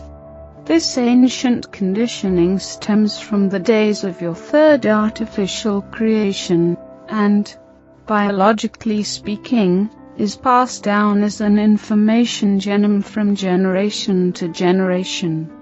The identification of my species with the powers of darkness was a primary intention of the Elohim, who liked seeing themselves in the role of the powers of light, something which in and of itself represents a paradox, since that humanoid species was extremely sensitive to your sunlight. In case you were expecting me to act offended, I guess I'll have to partially disappoint you. These obscure intentions are not really your fault. You are simply following, for the most part, what you have inherited from your ancestors. It is indeed actually somewhat disappointing that many of you develop no especially strong individual self-conscience, for this would help you to overcome the conditioning. As I already said, we were in direct contact in the last several centuries with some of your more primitive human tribes. These tribes had themselves succeeded in breaking through the old creation programming. They were able to meet us without tension, hate and total rejection. Apparently many of your modern civilized individuals are not in a position to think on their own, but rather let themselves be guided by programming and religion, which is also a manifestation of that ancient programming and part and parcel of the plan of the Elohim. Therefore, comments of that kind I'd sooner regard as amusing than irritating. They simply confirm in large measure for me my suppositions about your defined mode of thinking. Question. Therefore, you are not the species of the evil one as was remarked earlier. Answer. How am I supposed to answer that? Your people still think according to a simple and completely inappropriate scheme of generalizations. Simply put, there are absolutely no purely evil species. There exist in every terrestrial and extraterrestrial species alike both good and evil individuals. It's even true of your own people, but there is no such thing as an absolutely evil species. This conception is really very primitive. You people have believed from time immemorial what you are supposed to believe, what was foreseen for you to believe by your creators. Every well-known species, even the more highly developed ones, consists of a great number of individual consciousnesses. At least a portion of the consciousness is individual, even though there are connecting fields of consciousness. These self-sufficient spirits are able to decide freely for themselves a lifestyle which is either good or evil, according to your own human standards. It depends again on the respective point of view. Your people are not necessarily in a position to judge whether the deeds of a much more highly developed species are good or evil, because you stand at the lower observation point, from which an assessment is not possible. Your simple words good and evil are in any case examples of a tendency towards generalization. In my language there are many concepts for the various shades of meaning of individual behaviors in comparison to the norms of a society. Even those extraterrestrial species which are inclined to act with antagonism towards you are not species of the evil one, even though they operate negatively with respect to your own race. They do this for their own reasons, and do not regard themselves as evil. Were your structured way of thinking more linear and more focused as theirs is, then you would also behave in such a fashion. The attitude of a species towards other kinds of existence naturally depends very heavily on its respective structured way of thinking. Each species sets its own priorities. To classify that as good or evil is really quite primitive, for the survival of any species argues for many varieties, among them your own, as well as for even the most varied of the worst, or negatively directed deeds. I won't even exclude my own kind in this regard, for there have been certain occurrences in the past which I don't personally welcome, but about which I would also not like to go into detail. None of these occurrences have happened in the last 200 years of your timescale. But please note the following. There are no absolutely good and there are no absolutely bad species, because each and every species always consists of individuals. Question. In the letters that I got, there was often the question whether you could go into any greater detail regarding the advanced physics that you commented on last time. Many people said your words made no sense. For example, how do UFOs function? How do they fly? How do they perform the maneuvers that they do? Answer. I ought to explain that to people. That's not all that simple. Let me think about it for a minute. I always have to use very simple words in order to make clear to you the basic principles of a higher kind of science. Let's try this. You have to be clear about some fundamental facts. The very first thing is that you must divide up the conception of the physical world, because each existence consists of different layers.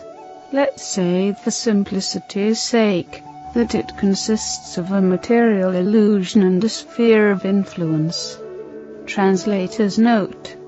No legitimate translation exists for this word Feldraum. Feld means field, Raum means space, room, expanse. Therefore, I'm translating it to a sphere of influence.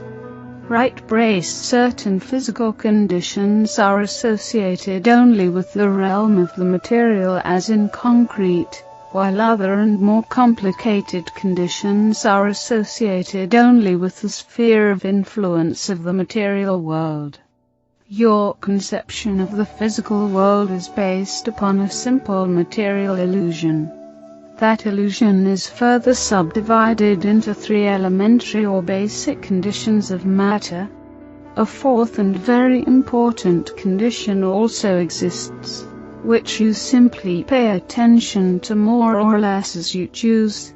It is the one bordering on the sphere of influence or plasma realm. For you, the theory for a controlled transformation, or an elevation of the frequency of matter, and the stable existence of this fourth aggregate condition of matter is not very common, or it exists at a very primitive level. As an aside, there are simply 5 states of matter, but the post-plasma state would really be going too far, and it would only serve to confuse you.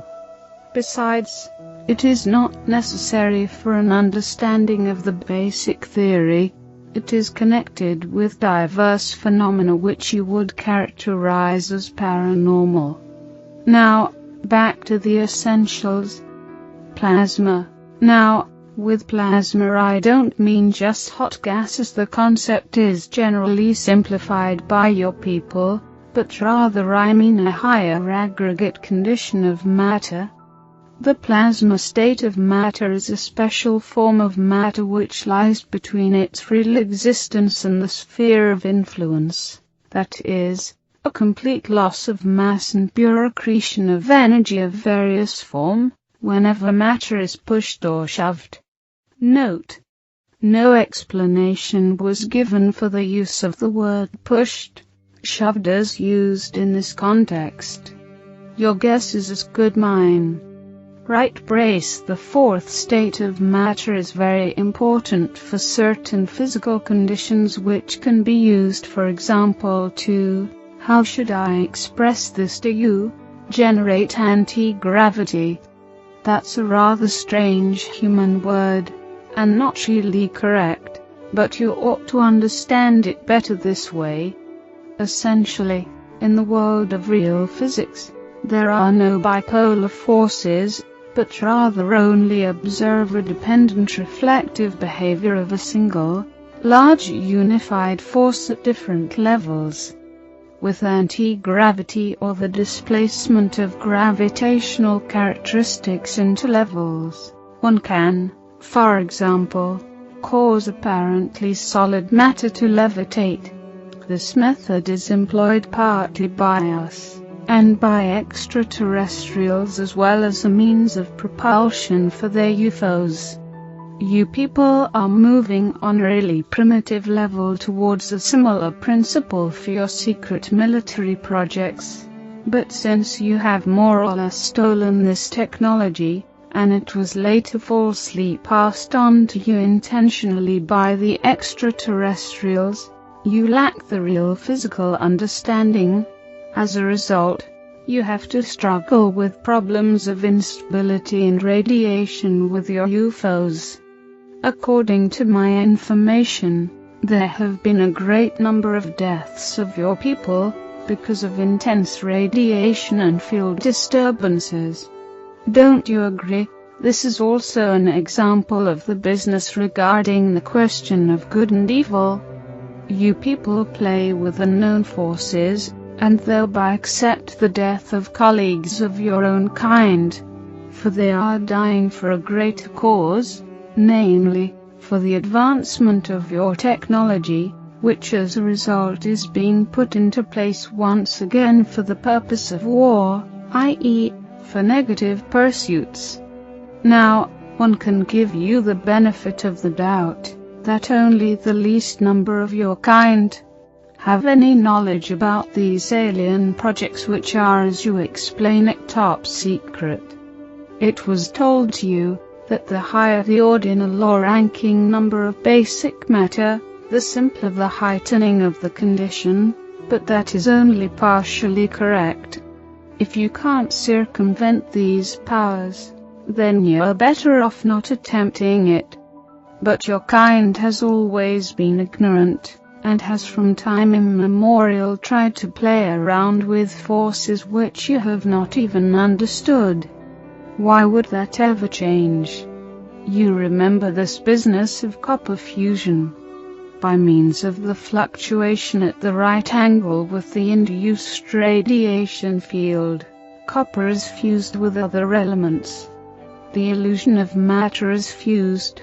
The fields in the sphere of influence overlap each other, but the main force would be reflected by that process, and would assume a quasi-bipolar character. The resulting connection and the field would therefore not be stable in the normal condition of matter and unsuited for tasks.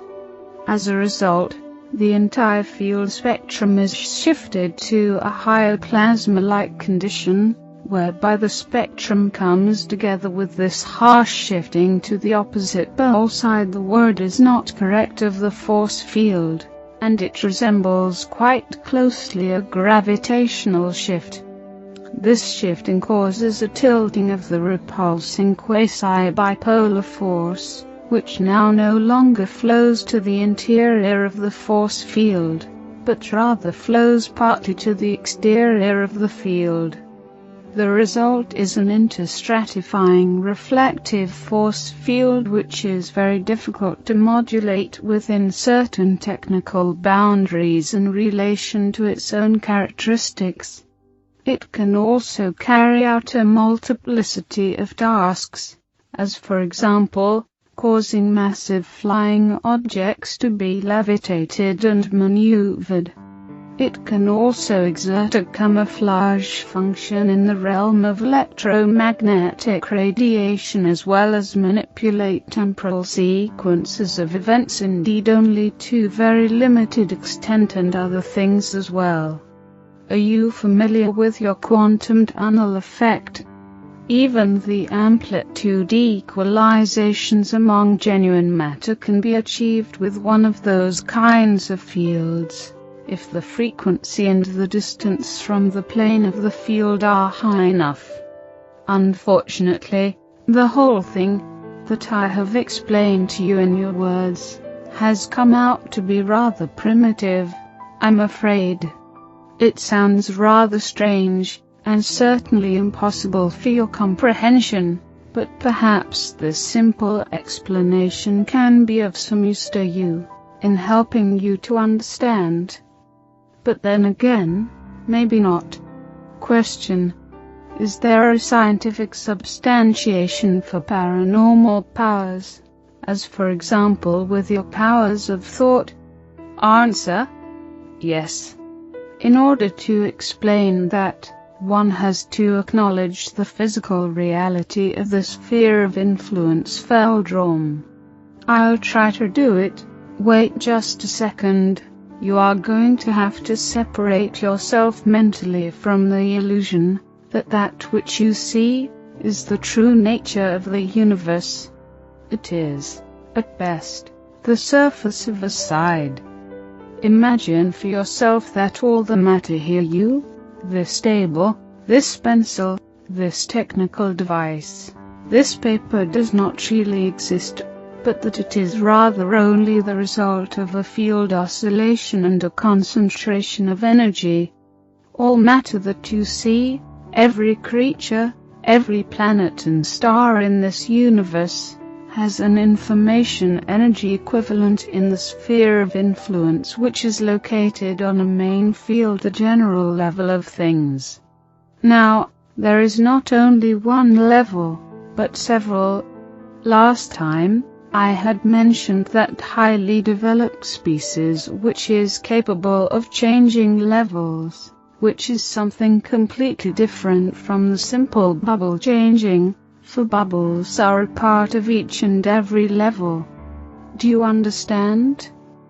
Dimensions, as you call them, are a part of a solitary bubble. Bubbles or universal foam are a part of level, and levels are layers in the sphere of influence, while the sphere of influence, acting in the capacity of single physical size, is essentially unending. It is composed of innumerable information energy layers and general levels. There are in the sphere of influence known all levels, all are the same, but they are separated by means of their energy conditions. I notice that I am confusing you now. I think I ought to stop with this explanation. Question: no, please continue. How do concrete paranormal powers arise? Answer: well, okay then. Let's try something simpler. Again, it is not completely correct, but let's begin in this manner. Tangible matter on this side is mirrored in the sphere of influence Feldraum as a field with distinct layers. These layers contain information, as an example, about the simple structure of matter or the string frequency, but also there is stored information stemming from the development of matter. Are you familiar with the human concept of morphogenetic fields? One part of the layer could be designated as such. Now there is still another intermediary layer for which you unfortunately have no human concept, since the theory is not common in human thinking. Let's call it a paralayer, for this layer is mainly responsible for everything which you call science paranormal, and which lies outside the boundaries of your primitive sciences. This paralayer lies between the layers of matter, and the morphogenetic layers of a field in the sphere of influence. It can actively integrate with both. Your body, for example, is mirrored as a field in the sphere of influence Feldraum. That doesn't mean that it does not also exist here, as well as flesh, blood, bones in the form of matter strings or atoms, but not only that. Existence is always a duality. Some layers of the field contain simple information about the solid matter of your body and its frequency, while other layers contain information about your spirit, your consciousness, or, speaking from a human religious point of view, your soul. Awareness or consciousness in this case is a simple energy matrix, divided into different layers of your field in the sphere of influence, nothing more, nothing less. Genuine awareness can also exist here in the matter side, but only in the form of post-plasma, the fifth form of matter, with the necessary physical knowledge and the corresponding technology. The consciousness/awareness matrix, or soul, can also be separated from its field of rest. It can, despite its removal, continue to exist in a self-sufficient manner for a certain amount of time. That has the strange occult name of soul robbing. But above all, we're talking about science here, not about magic or dark forces. Comment by Ole K. The soul robbing was mentioned in one of the radical, religiously motivated comments in connection with the reptilian species. But back to your question. Creatures with more powerful mental powers can have a direct influence on the power layer by means of their consciousness/awareness fields. Now this layer is not limited only to the individual, but rather is a part of a general information layer. You could call it in a prosaic sense the community soul that is connected with all animate and inanimate matter and all consciousness which exist on this main level. The biological cause for these abilities lies on the side of matter, by the way, in the pituitary gland, which always is in the position to generate the frequencies, to actively control the sphere of influence Feldraum. Even you people could theoretically do this. However, you are solidly blocked in these things. As I have said, the power layer can interact with mind as well as with matter.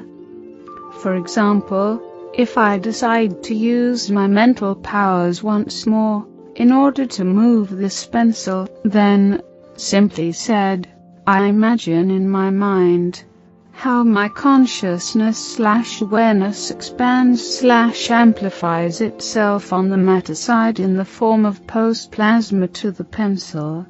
In the sphere of influence, this causes simultaneously an automatic command from the consciousness/awareness layer to the power layer to interact with the matter layer of the pencil.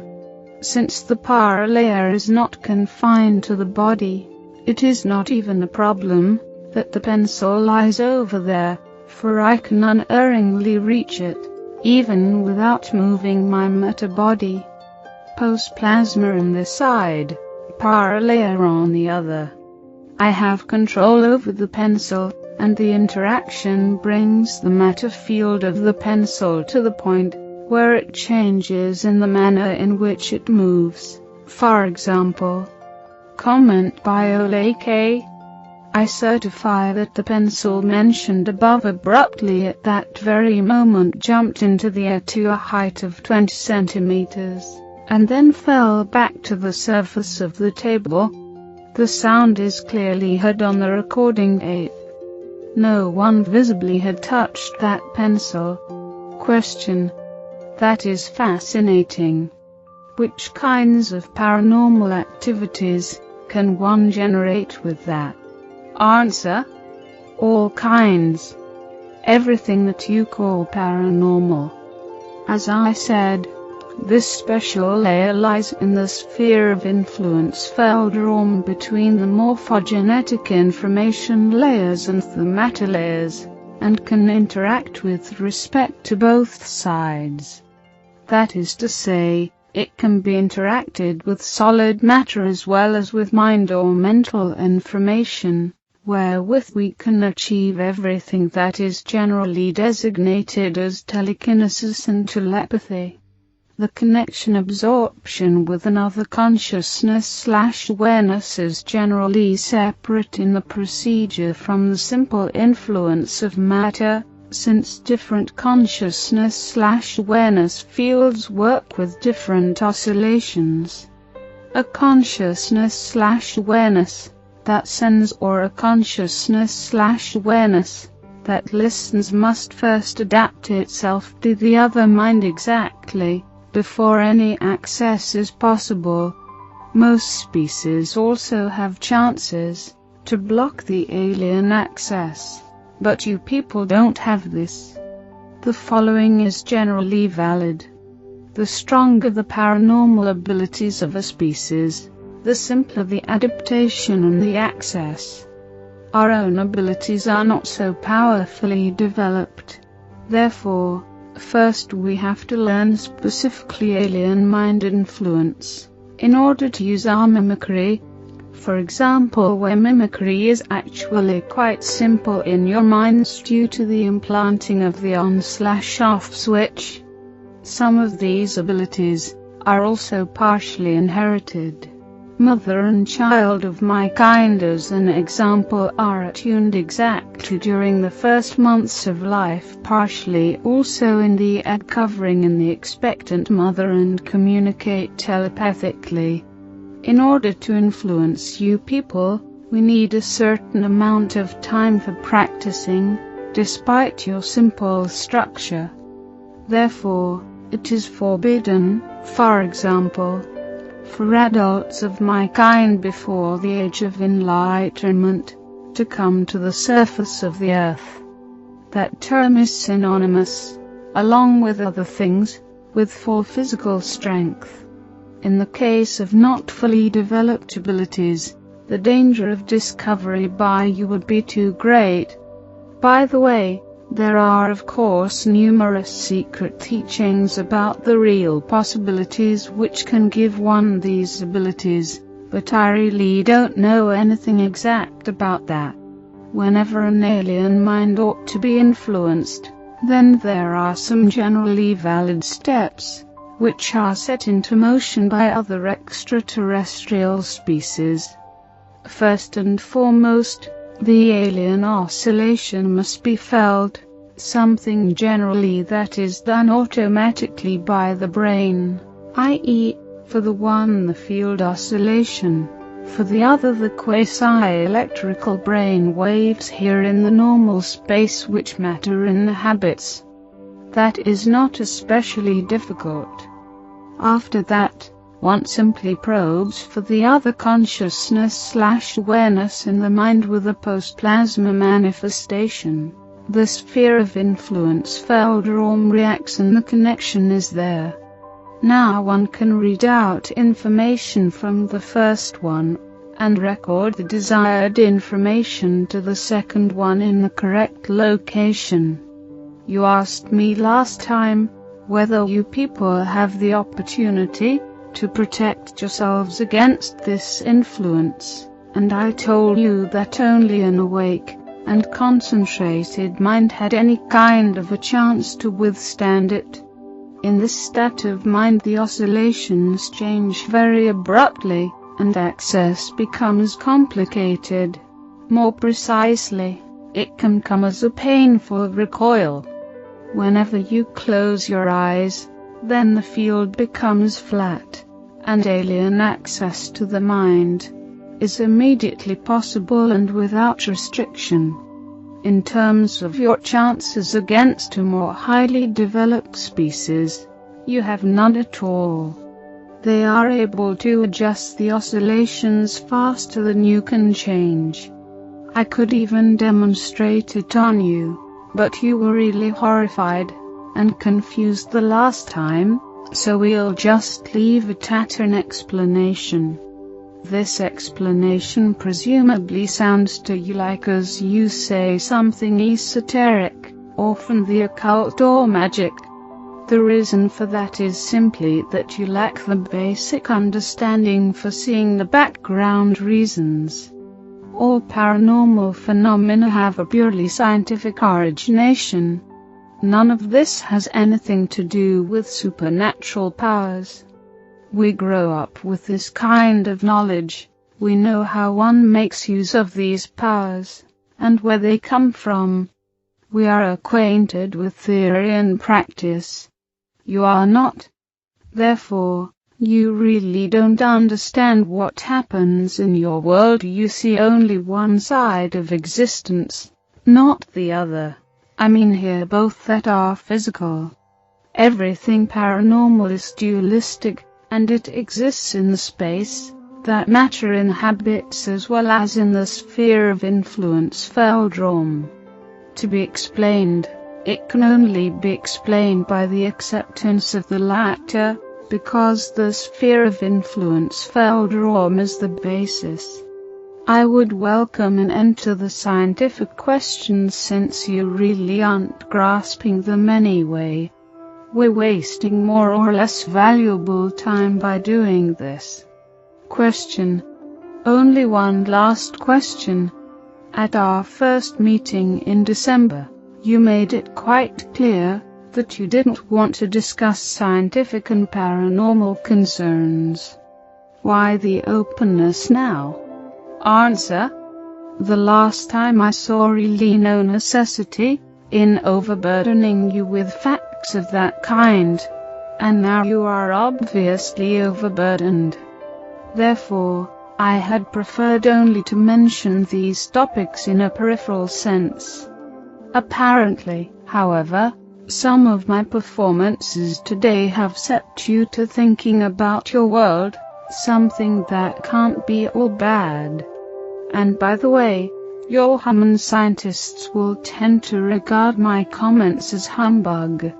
And so I see no great danger in spreading this information widely. No one will pay much attention to it. By the way, the words of people who have characterized me as a creature of evil have their basis in the belief in occult powers and magic, both of which things do not exist. There is no magic, only highly developed science, and everything that you label as magic is only a part of science. If you would only comprehend that, then you would be a step ahead in your development. My openness on this issue ends here. Pose other questions, please. Question. Good. Let's talk about UFOs. Can you explain to me how our governments came into possession of UFO material to the point that they could start their own projects? Did it have anything to do with the Roswell incident? Answer. Yes, but that incident was not the first one.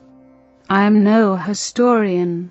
I am studying only your current behavior, so my knowledge about those events in your history is presumably not very extensive.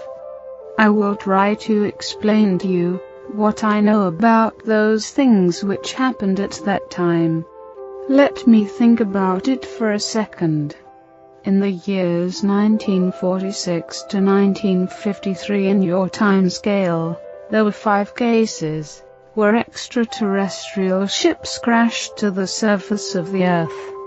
In that crash, which you call the Roswell incident, there was not only one alien ship involved, but 2 that crashed after a collision in different parts of the land in the West, the one you call the USA. You have to know that the ships of this particular species can remain levitating in the air for a particular period of time, even though they are damaged. That accounts for the spatial difference in their crash locations. These were indeed not the first crashes, but by that time the second and the third. Another ship had crashed in 1946, but it was destroyed beyond usability. One thing first before the explanation. It certainly sounds ridiculous to you that such highly developed extraterrestrial ships simply crash, and that a relatively large number did so in a relatively short amount of time. The explanation for that is likewise more than strange, but it is correct. It does not lie in the ship's drive itself, but rather in the direction of the field to your planet. This species that we are discussing, and it was always in this time period, that this species used a disc-shaped craft, used a propulsion system which ran according to the normal principle of fusion, to be sure, but one that at that time employed a more than unconventional method for field alignment. This method had various advantages but also disadvantages. The repelling field must of course lie in the absolute correct angle to the surface of the Earth. This species used an alignment technology in their ships, with which the field locked into place all points of the Earth's magnetic field. Now at that time this species had just arrived on the Earth, and their point of origin lay on a planet with a more stable magnetic field, for which they had developed and aligned their drive. The magnetic field of the Earth is not really all that stable. It is subject to cyclical variations, and it forms field eddies under unfavorable conditions. Whenever a ship with one of those kinds of drives gets into a field fluctuation, or into an eddy that is too strong, then for a short time the repelling field can no longer align itself correctly, and the ship glides uncontrolled on its flight path. The drive is operating correctly, to be sure, but the field fluctuates in all directions, and because of that, the ship can crash. In the case from 1947 which you addressed, it is my understanding that one of the ships got caught in a fluctuation, its field linked up unintentionally with that of its squadron leader, and it collided with another ship whereby both of them were heavily damaged. The cause for the magnetic fluctuation at that time was probably an electrical disturbance brought about by a weather event. Both ships crashed as a result. One of them fell near the collision point, the other 100 kilometers or so distant. All occupants were killed in the impact.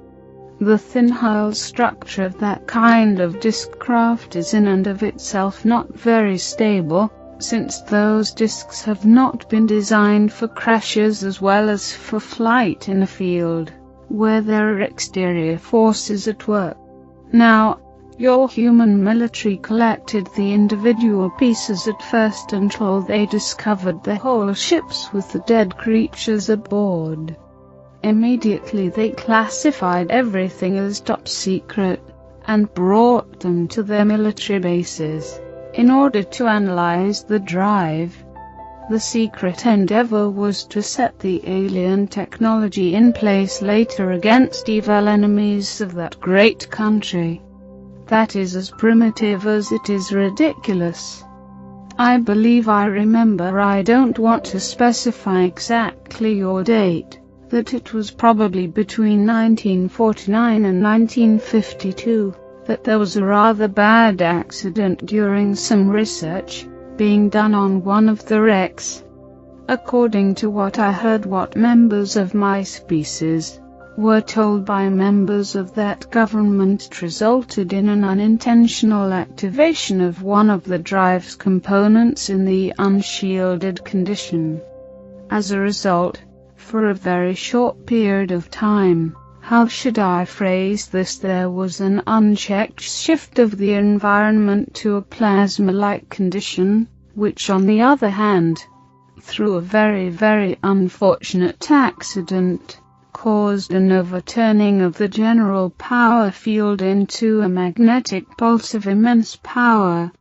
Do you have any idea what kind of an effect a plasma magnetic jolt has when it comes into contact with an organism? No, how should you know that? Of course you don't. Disturbance in the structure of the field and bioelectric feedback. Imagine, if you will, a human body which is engulfed in bright flames for 3 or 4 of your days. Those flames apparently do not go out, and they burn the body right down to its last constituents. Well, then you have an approximate impression of what happened. I think that 20 or 30 of your scientists were killed in that lab. 2 further crashes occurred in 1950 and 1953 in the water catchment area of the American continent. Those ships were able to be recovered from the crashes relatively intact. The one in 1953, as I remember, even had an intact drive core. It was by means of that device that you saw for the first time that you had understood the entire concept fully incorrectly, and that you had reconstructed it fully incorrectly. Even today you still don't have it right.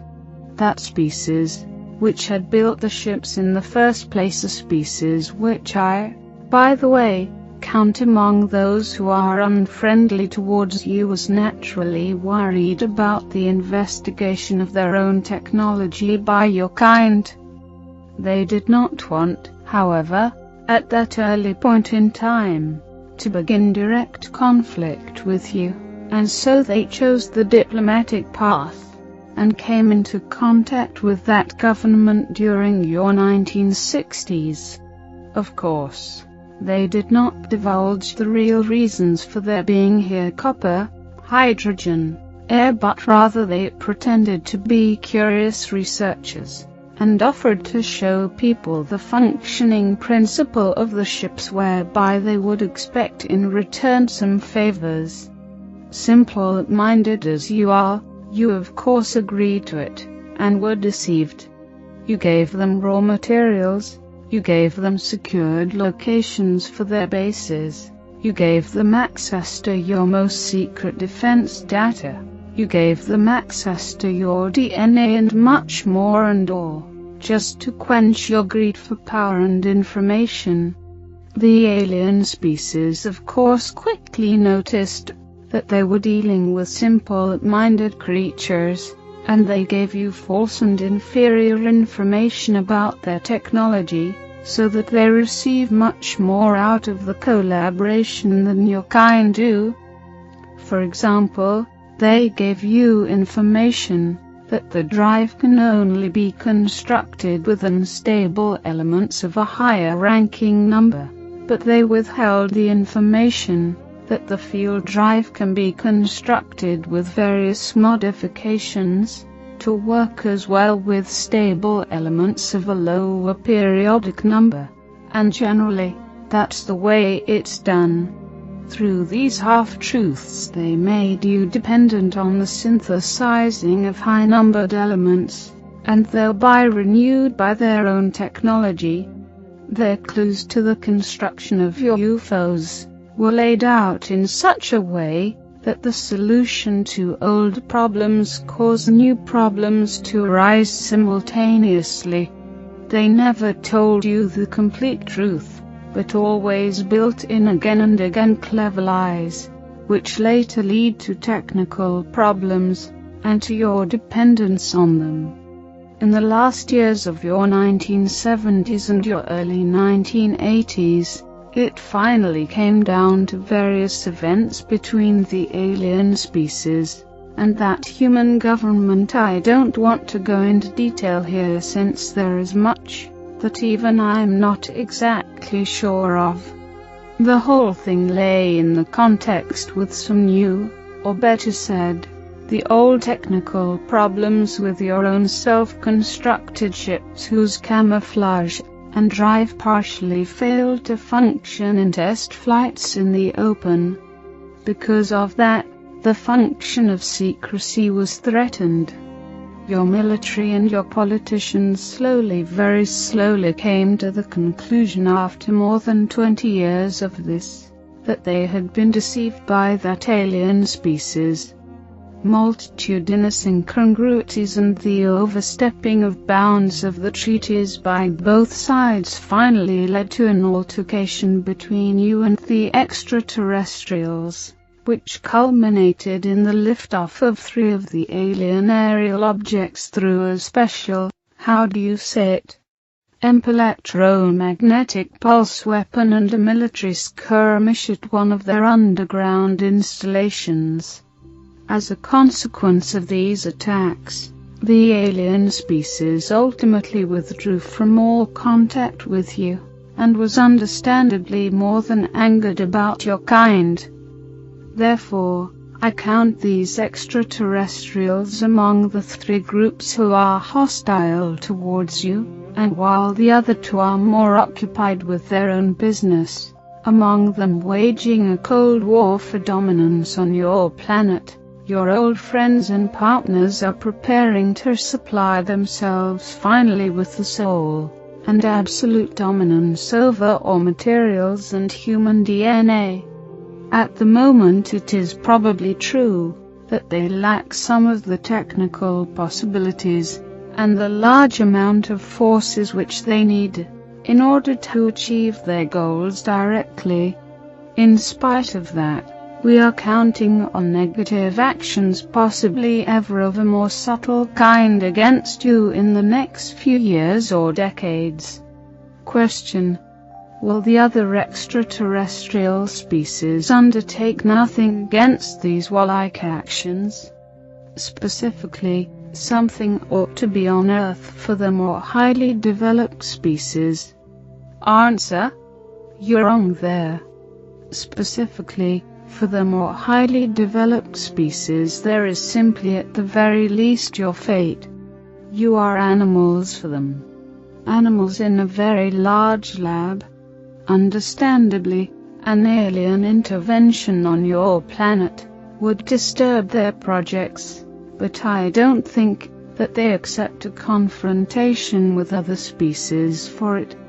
Many of them could look for another research planet for themselves, or they could study over a long distance your behavior and your consciousness/awareness, since crisis situations could have an attraction for their studies. Whenever you people take a look at an anthill, and another person comes along and steps on the anthill, what do? You go on your way, or you search for another anthill, or you observe the ants in that crisis condition.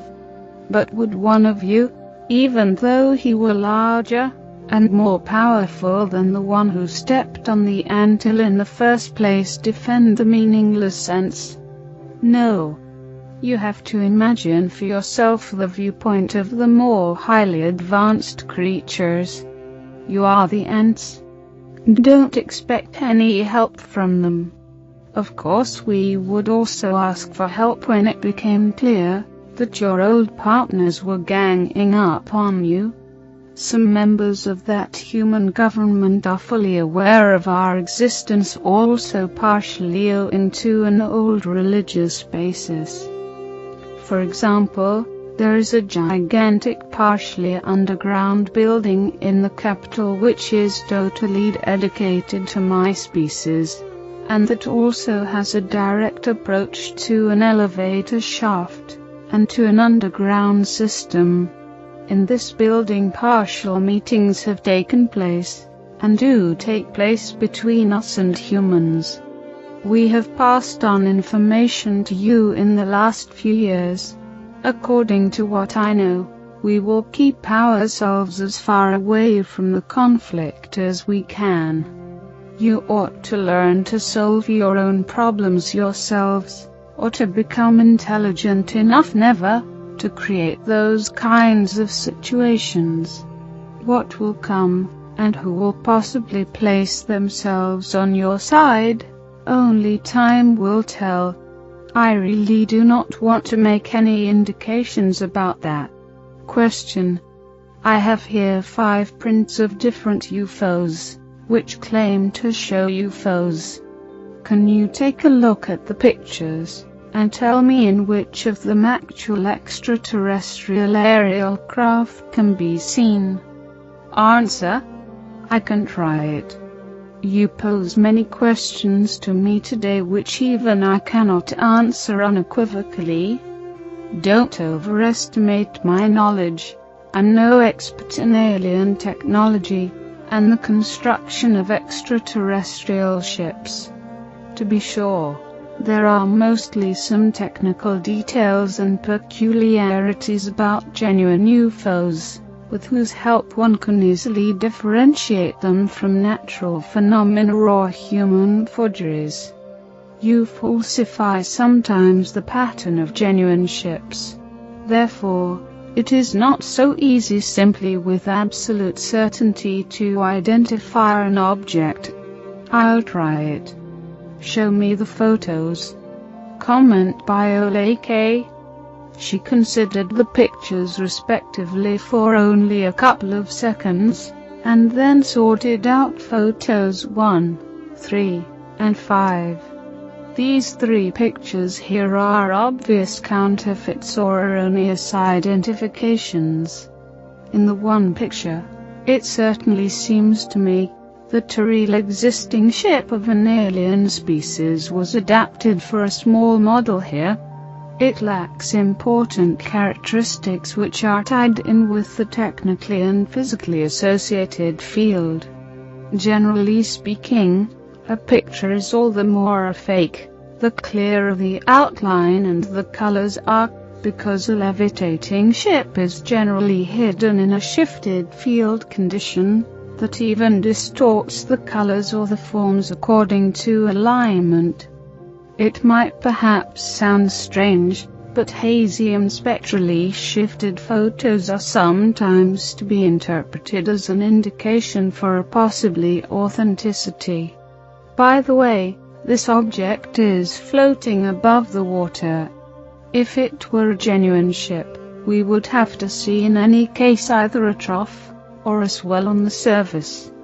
Since the surface is flat, it is obviously not a genuine ship. In my opinion, none of these 3 pictures show genuine objects in flight or UFOs. Here in this picture I see above all no artificial object in flight. It seems much more to deal with only a light reflex in your simple optical cameras. You really ought to be intelligent enough not to fall for a mix-up like that. When your general public chases counterfeits and frauds for a long time, then they will presumably discover too late what is really going on in front of them in their atmosphere. Photo 2. Albiesque, France, 1974. This one seems to be genuine. At least it displays the necessary characteristics. I would assign it at first glance to an alien species who have been visiting your planet for the last 35 years or so. The object itself is metallic and disc-shaped. Certainly it is distorted in form and color by means of a field effect. These 4 white and very long processes on the underside of the ship itself portray a kind of quasi-gravitational light manipulation, i.e., the universal force field is being shifted in the direction of a simulated gravity. Actually, it is not a genuine light. It is mostly not a genuine light whenever you see illuminating UFOs, but a special strongly charged form field which manifests itself in the space that matter inhabits as a quasi-light. The reason for the activation of this special high-energy system in an atmosphere is not completely clear to me. It's possible that it is a kind of investigating or influencing of the environment. In any case, it is terribly careless of that species to allow this technology to be photographed by humans. Well, I guess that most of you just plain don't understand it, and those who do will not say anything about it to the general public. Photo 4. Petit Chain, Belgium, 1990. This is in fact a genuine aerial object. It is in no way extraterrestrial. Triangular aerial objects in flight are simply not used by alien species, or not in this form, at least. That streamlined kind of form is a human concept. It is one of your own secret military projects that you build with the help of immature alien technology that was handed over to you by the extraterrestrials during the 1960s and the 1970s. Generally, the form of the hull for a genuine extraterrestrial ship is of no consequence, for inside the field itself there are no exterior forces that have any effect there. In general, the ships have a rounded-off form, and they are built without hard edges as a disc or a cylinder, so that the field can flow more easily. Your projects decree that along with the alien drive field there also be a conventional jet engine system. Therefore, they are always triangular, and built with streamlining, in order to be steerable with this primitive recoil principle. In the example here, the ship glides above all on its genuine field drive. Do you see the distortion and the quasi-light in the rotating cylinders? That is an unmistakable indication for the authenticity of the photo. But why, you might ask, are there 4 cylinders? That's unusual. Even the interval seems to be incorrect. The coloring is very dark, and the interior optical distortion is very noticeable. Presumably a reconstruction of the original system by your scientists. Since the alien species has just not given you any more information since the disagreement, they are rebuilding the system single-handedly without actually being able to understand what kind of dangerous thing they are doing there. This construction does not make the system better, only more unstable. Both of the forward cylinders are too close to each other. They will definitely flow into each other. The color shows me a powerful residual radiation. It was probably the case that high elements were used again as customary for the shifting. It is in any case very dangerous to be unshielded in the vicinity of the field. Did the person who took the photo display any kind of radiation and burn damage? Question: I don't know. Where do these military UFOs come from? From the United States? Answer: yes. I think generally that's true.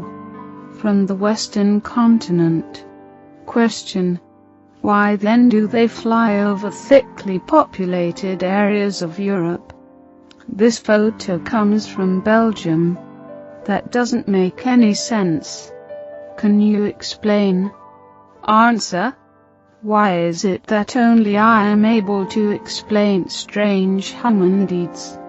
It's possible that these are long-distance tests or tests with the electromagnetic camouflage systems. The old enemy of the American nation is on this side of the world, so why shouldn't they test here?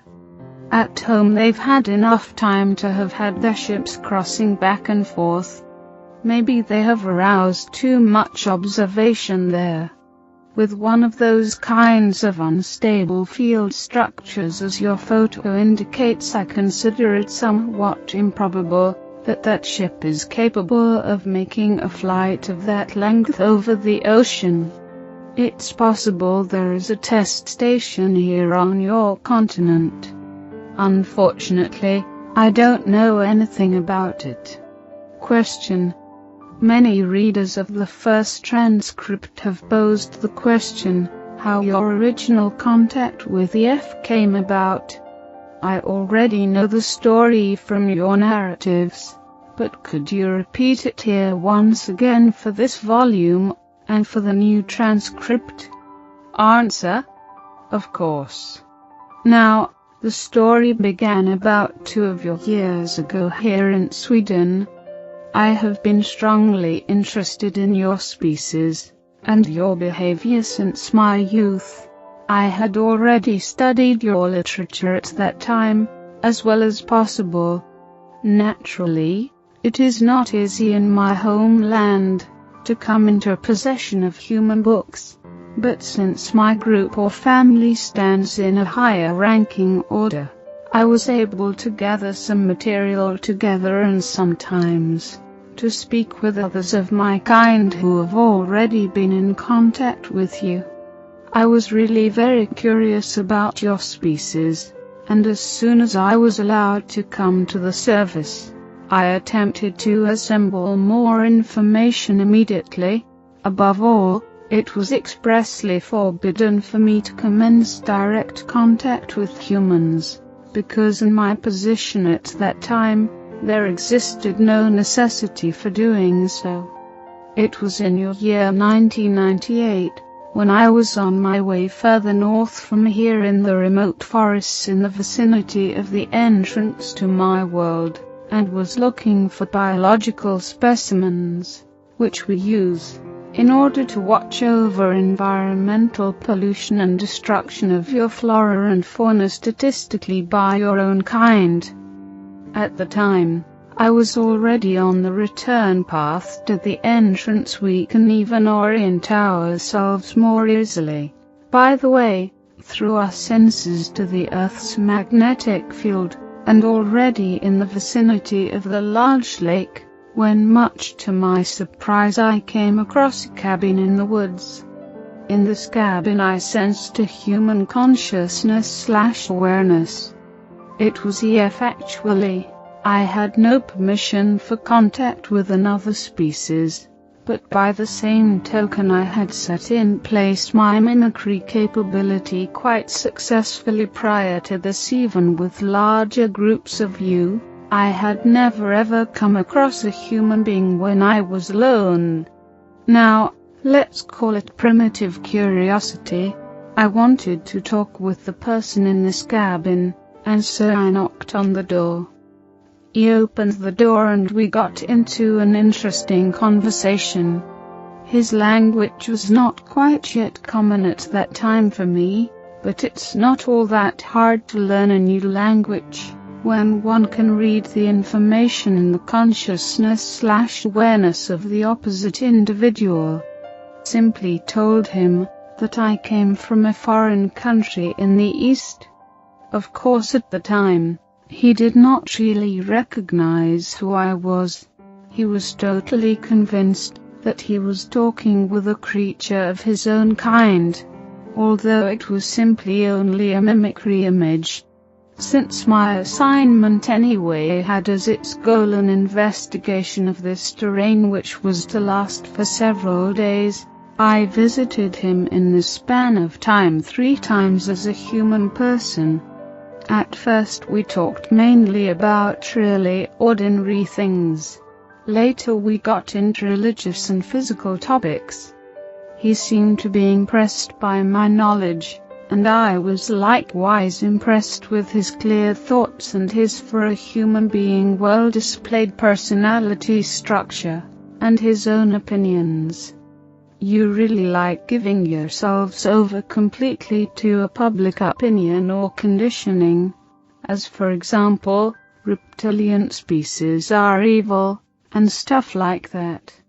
I steered the conversation in this direction, and EF said something to the effect that he believed in alien species, and that they did not have to necessarily be evil, but perhaps only different than his kind are. That pleased me. At that juncture of time, of course, I could not speak concretely with him about my knowledge, because he wouldn't have believed me. He would have taken me for a human practical joker. I cultivated the very unusual idea, for my kind, to show him my true exterior, something that I did during our conversation at our fourth meeting in the cabin. Actually, he was predestined for contact. He was open-minded, honest, intelligent, not religiously inclined or conditioned. He lived alone and isolated, and no one would believe him, should he decide to go public with his story. I dared to take the step, but then I had serious doubt about the propriety of my act, especially when he reacted very violently. He got control of himself again after a time, and we could finally talk concretely about definite matters. Now he had no choice but to believe me. This was the beginning of a series of meetings which initially took place there in the woods, but later took place in his remote residence.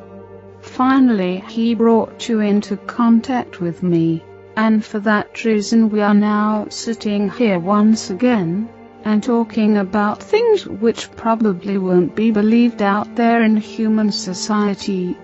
Question: you said you would not have had permission at that time for contacts with human beings. Do you now then have permission to talk with the F and me about all these things, and even to make this scientifically public? Answer: yes. That is difficult to explain, and for you to understand. Let's just say, I find myself in the position now to arrange this permission without having to take into account any consequences. In this position I am quasi-immune against certain restrictions. Let's look at that way. Yes. Question: if other people want to come into contact with your kind, do they have a chance to do so? Answer: generally not. We avoid contact with you, and we operate on the surface only in remote areas, and there we use the mimicry techniques in case we should meet some people. That I am talking with you now does not mean that others will follow my example. It goes without saying that you could try to find an entrance to my world, and penetrate your way into there. However, that can sooner lead to unpleasant consequences for the infiltrator. You have next to no chances on the surface of recognizing us. You can't even contact us directly. We have to contact you, just as I did with the F. Those kinds of contacts, however, are not the rule, but are very rare occurrences. Question: can you describe your subterranean homeland location? Answer: I can attempt to do so, but I certainly will not tell you where this place is located. My homeland lies in one of our smaller underground settlements to the east of here. I'll give you some numbers, so that you can make a better impression for yourself. Just a minute. I have to try to convert the measurements approximately into your units.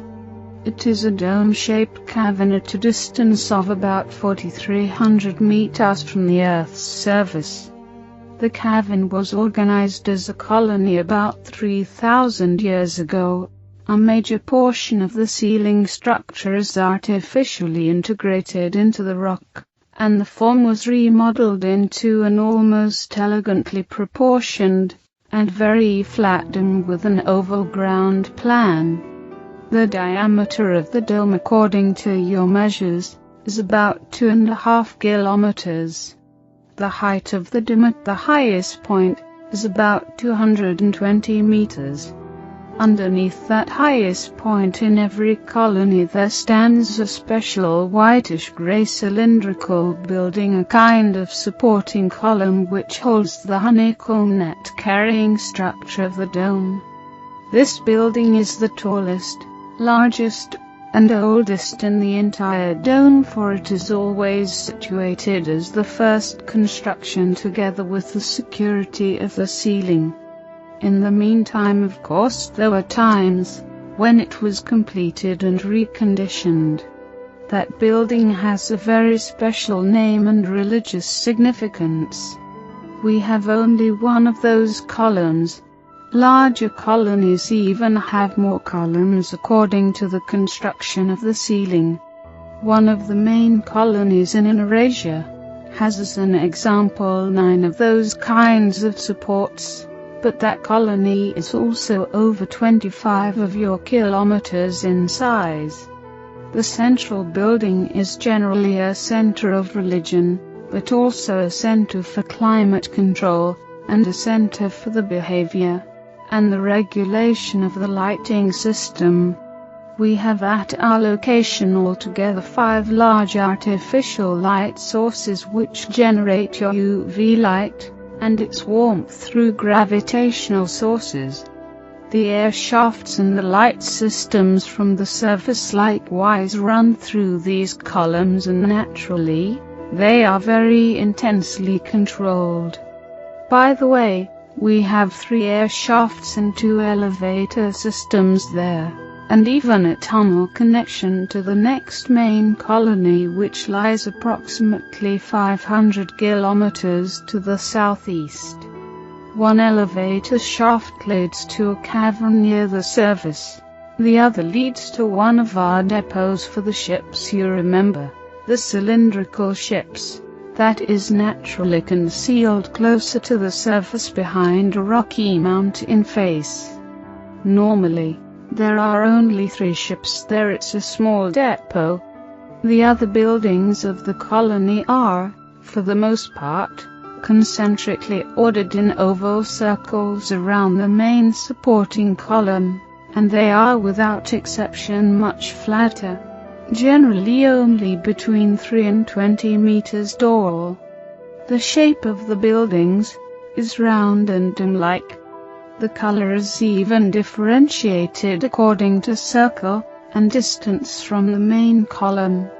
To the north of the column, there is an additional, very large but very flat round building. This building interrupts the concentric system of the colony with its diameter of about 250 meters. It is the artificial sun zone in which specially illuminated corridors and rooms are housed.